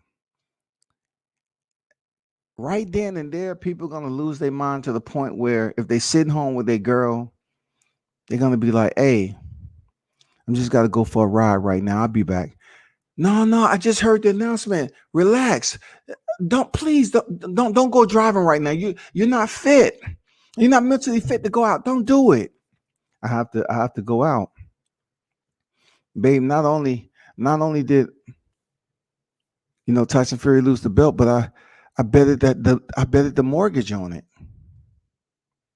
We lost the mortgage. I thought for sure Tyson Fury would get it done. I bet the mortgage. You did what? Nigga, take your ass out there and run into a pole. People are going to be making ill-advised decisions after that damn verdict is rendered. I like it. I like all the people that drop me inbox from my website, drop me messages, and attempt to explain to me everything that I know public record about Wilder Fury. You know what I'm saying? Most of them say the same shit all the time. Wilder making excuses.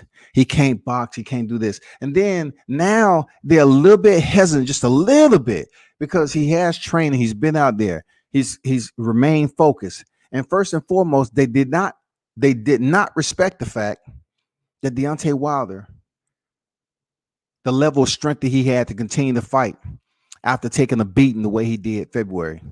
He took punishment from a cheater. So the fact that he collected his senses, got together with his legal team, and headed back into the square is absolutely commendable. It's commendable, people. The interview today was absolutely a salute, commendable.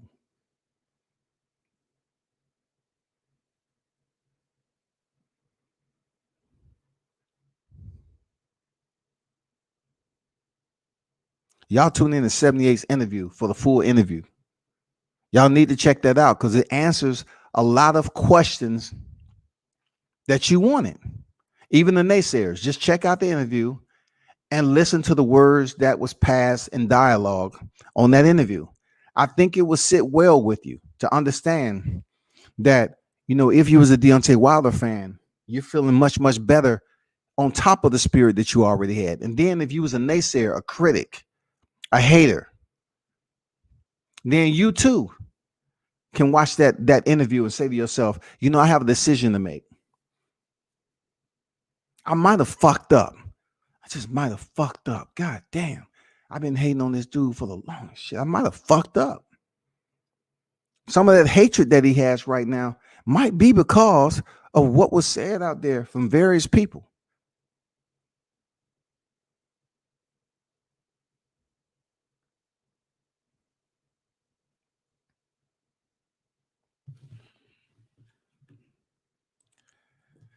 Andrew in the building. What's good, big dog? Mitch say Bill Haney said Ron has a lot of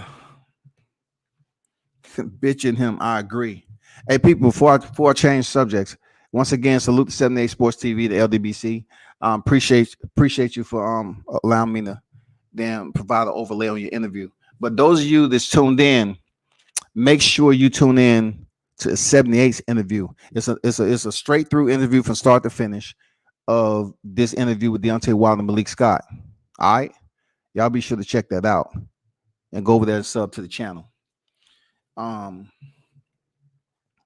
Miss say Bill Haney said Ryan has a lot of bitch in him. I agree. He then went on to say Ryan talks like his father. They share that resemblance. I don't even know. To be honest with you, I really don't know why Ryan Garcia's name is coming up in this situation right here. I don't know why Ryan Garcia even. I mean, who would even think about Ryan Garcia right now? Because the performance Haney put on last night, Ryan Garcia wouldn't have made it out of 3. I don't think he would have made it out of 3 rounds. The pace that was set early on from Haney on Linares and the shots he was landing, for Ryan Garcia, he would have got up out of there quickly. Period. It wouldn't have been no Ryan. It wouldn't have been no Luke Campbell, backing up to the ropes and allowing Ryan to close distance and land. No, none of that shit. Did you see how much Haney was making Linares miss? So did you also see how much Luke Campbell was making Ryan Garcia miss with that left hook he was trying to whip across there all the time? So therefore, you ask yourself this: who's really faster? Is it Haney or Ryan Garcia? Who's better at defense? Haney or Ryan Garcia? Who's better?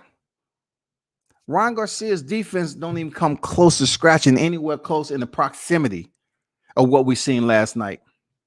It doesn't matter how quick Linares was. It's the fact that not just one punch was missing, but he was making him miss with several combinations that he tried to. The only time that it came down to Linares connecting is when Haney stood in there in the fighting hole and fought. And like I told you last night, that shows me that they are listening. Team Haney wants to impress the crowd. They want to get that Teofimo love that people's giving. I'm not comparing that. I'm just saying they want that Teofimo love. Real talk. I know it's tough for some black fighters. I'm not making an excuse. It's tough for a lot of them. But you can tell the way Devin Haney was fighting was different than Gamboa, in my opinion. They're listening. They want to put on the show. And Haney was in the pocket. Man, he was close quarters. He was letting his hands go. He took some shots. And he still stayed there. He did. He did, man. He did. You can't take that shit away from Devin. You can't. He put on a damn masterful display. Even with him being caught, he put on a masterful. The shit that was missing from Linares, I was like, damn, this dude is a magician tonight. I have to give him his check mark on that performance. It was much different than the ones I've seen him in before. That Devin Haney right there is star power. Devin Haney, for real. Going in there fighting the way he fought is star power. Like, that shit was exciting. It was entertaining, and the performance was A1. You know what I'm saying? It was A1. But the fact that he got caught, he went right back to his corner for recovery. He knew he had got caught, but he didn't try to stay out there and use up the time he had in between rounds to recover and fuck around with Jorge Linares and say, oh, he didn't do shit, knowing that he was hurt. I know after the post-fight, Haney said he wasn't hurt. He was absolutely hurt. If there would have been 20 more seconds on that clock, he might have went down for the first time in his career. Real talk. But he didn't. So, like he said, like Haney said, what'd he say? He said, it's been fighters that get dropped. It's been fighters that go down, get knocked down several times, and they praised for this shit. They praised. They're glorified. But yet, I get hurt. I take a good punch. The crowd is booing for some reason.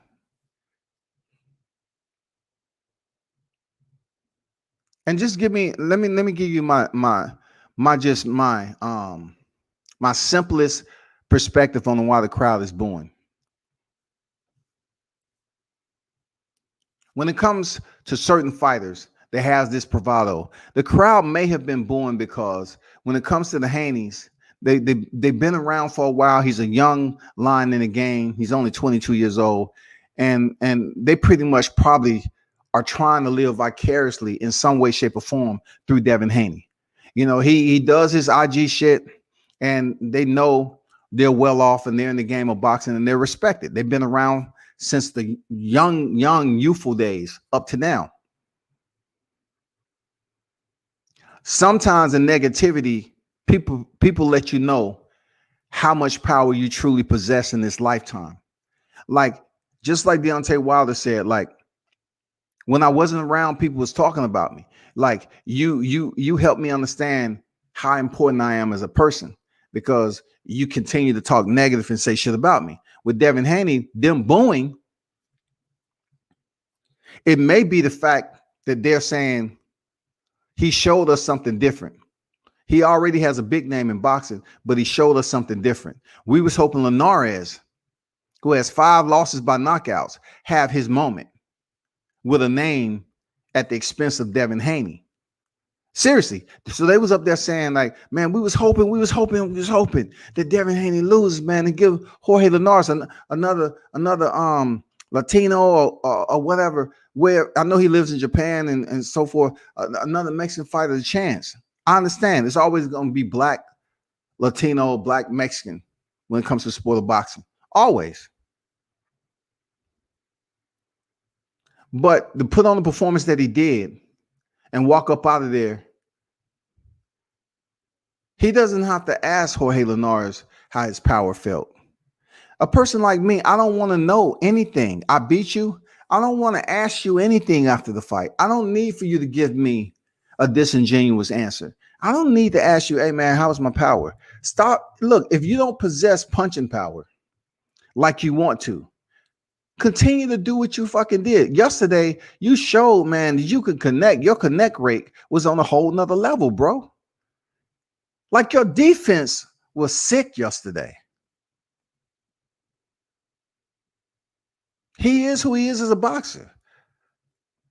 At the lightweight division, I still rocking with Teofimo Lopez, period. But as an individual, I've never been a hater congratulator. I just been a person who cut that shit down the middle. So I'm just being honest on what I seen yesterday. His defense, that shit was on time. His counter shots, his connect rate, his accuracy, that shit was dialed in. Seriously.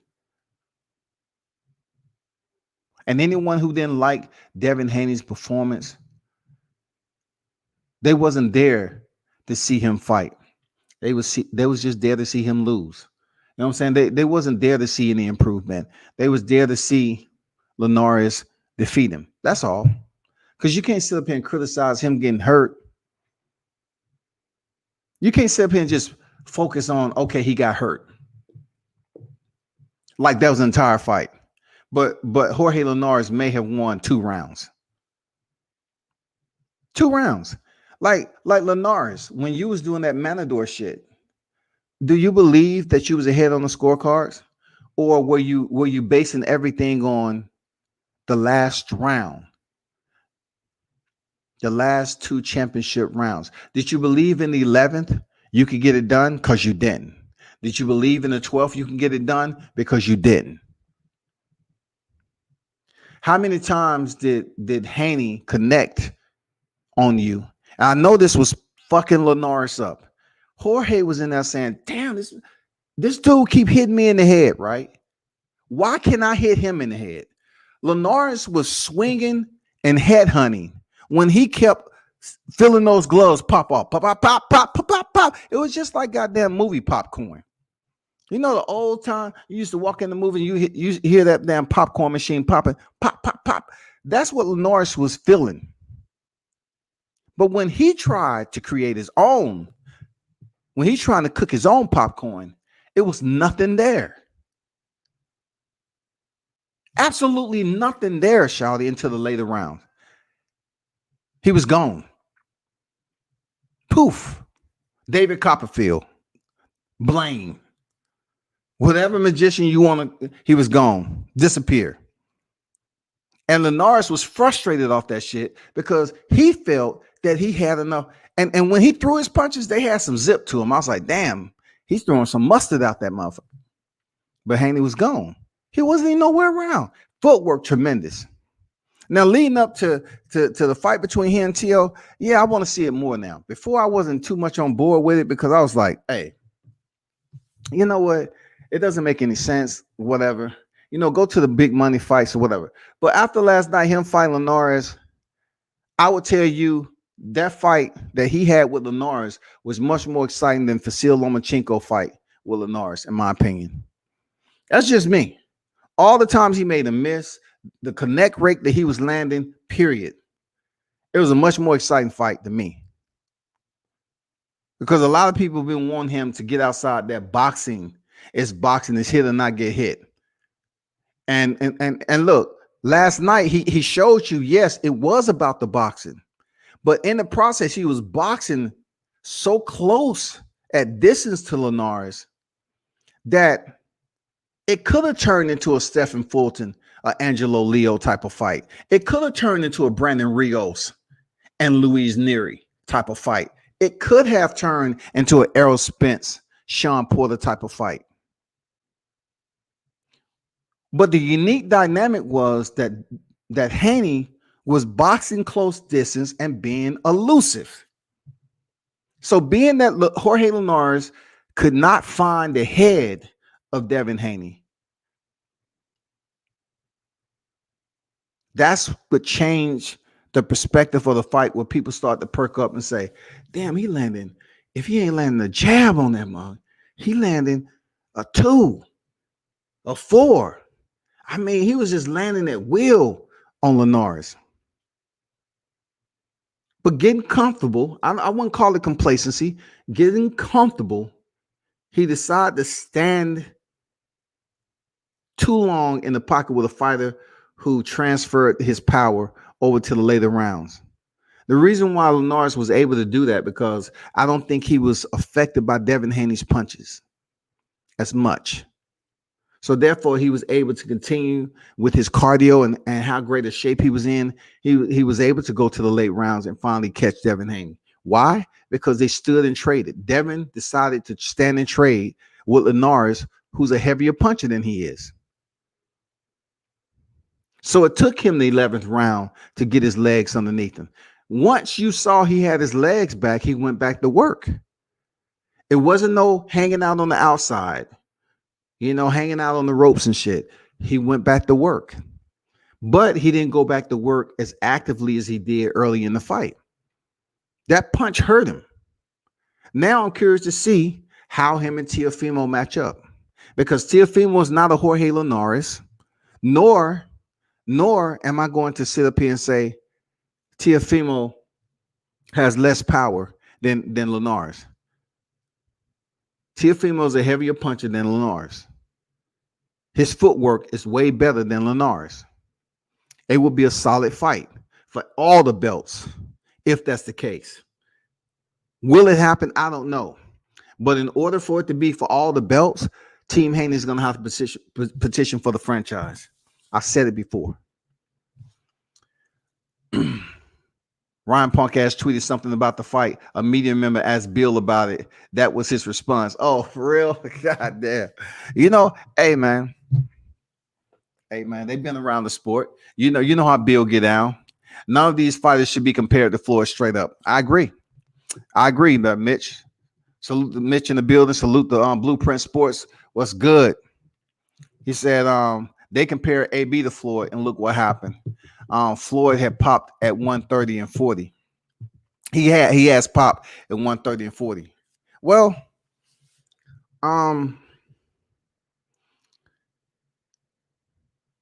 they can compare all they fucking want.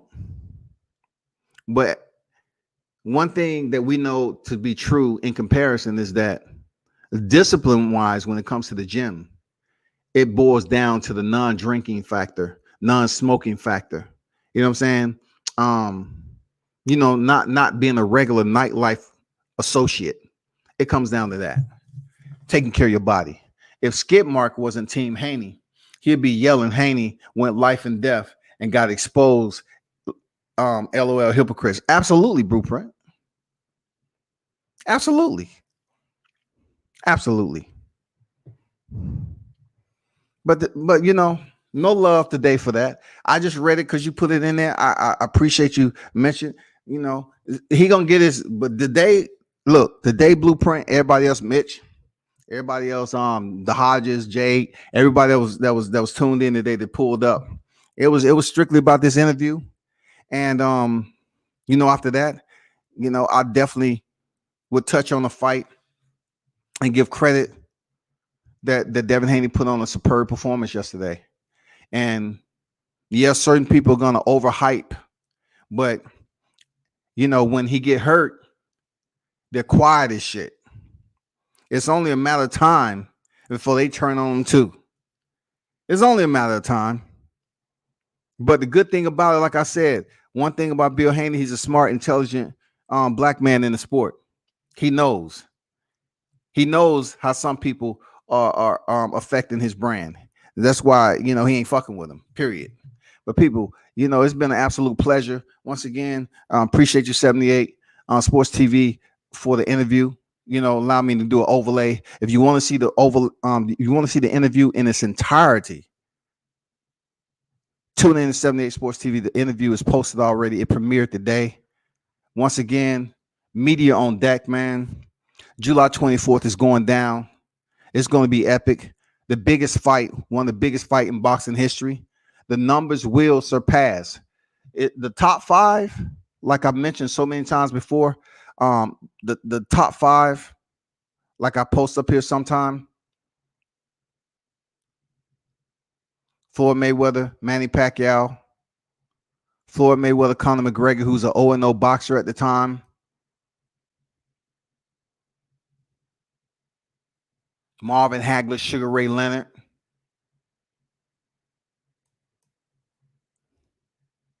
Lennox Lewis, Mike Tyson. Mike Tyson and Vander Holyfield. I believe that this fight may indeed surpass Lennox Lewis, Mike Tyson.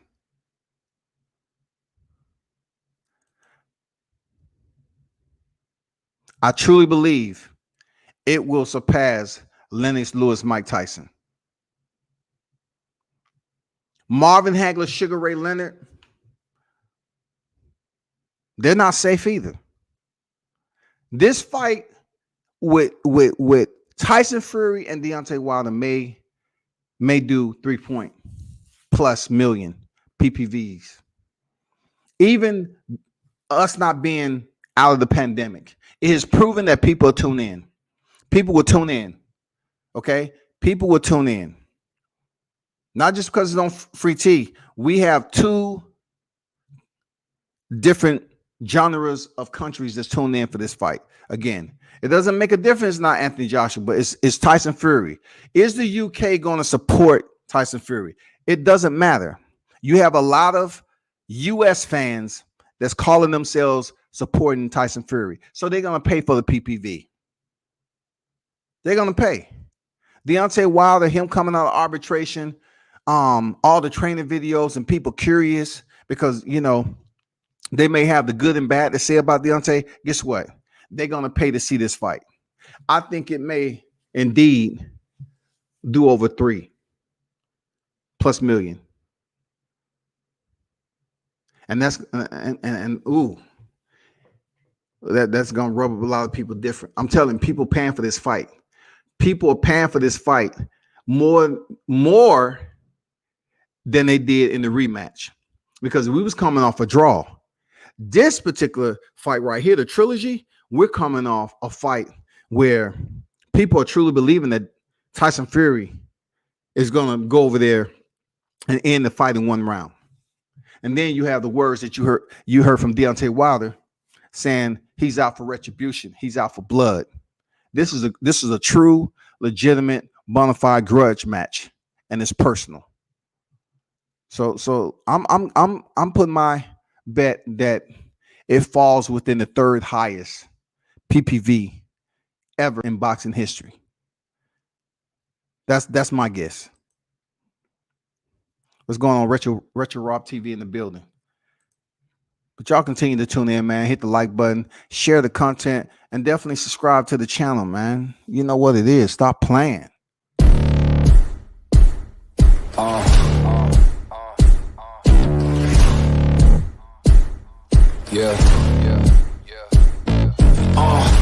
Pardon me and my tone. You can't step to my throne.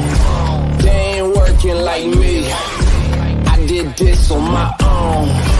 You asking where we been, huh? I don't know where to begin, huh? All this dirt on my skin. I just came here to win. I'm more than a man, I'm a monster. Somebody call a pastor, doctor. I got a 6th sense for imposters. So now I'm coming for the whole roster.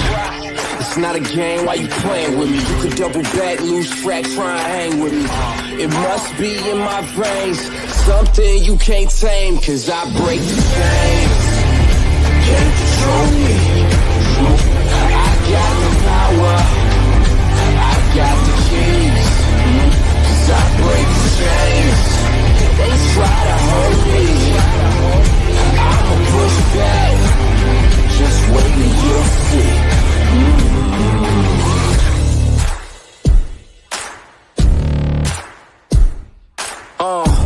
Please excuse me, your honor, but you can't hold me no longer. Can't you feel the vibrations? I broke out and left traces. Go ahead, try catch me if you can, man. You'll be looking all night, I'm the Sandman. New York, London to Japan. I'ma show the whole world who I am. Boom, boom, boom. Major look.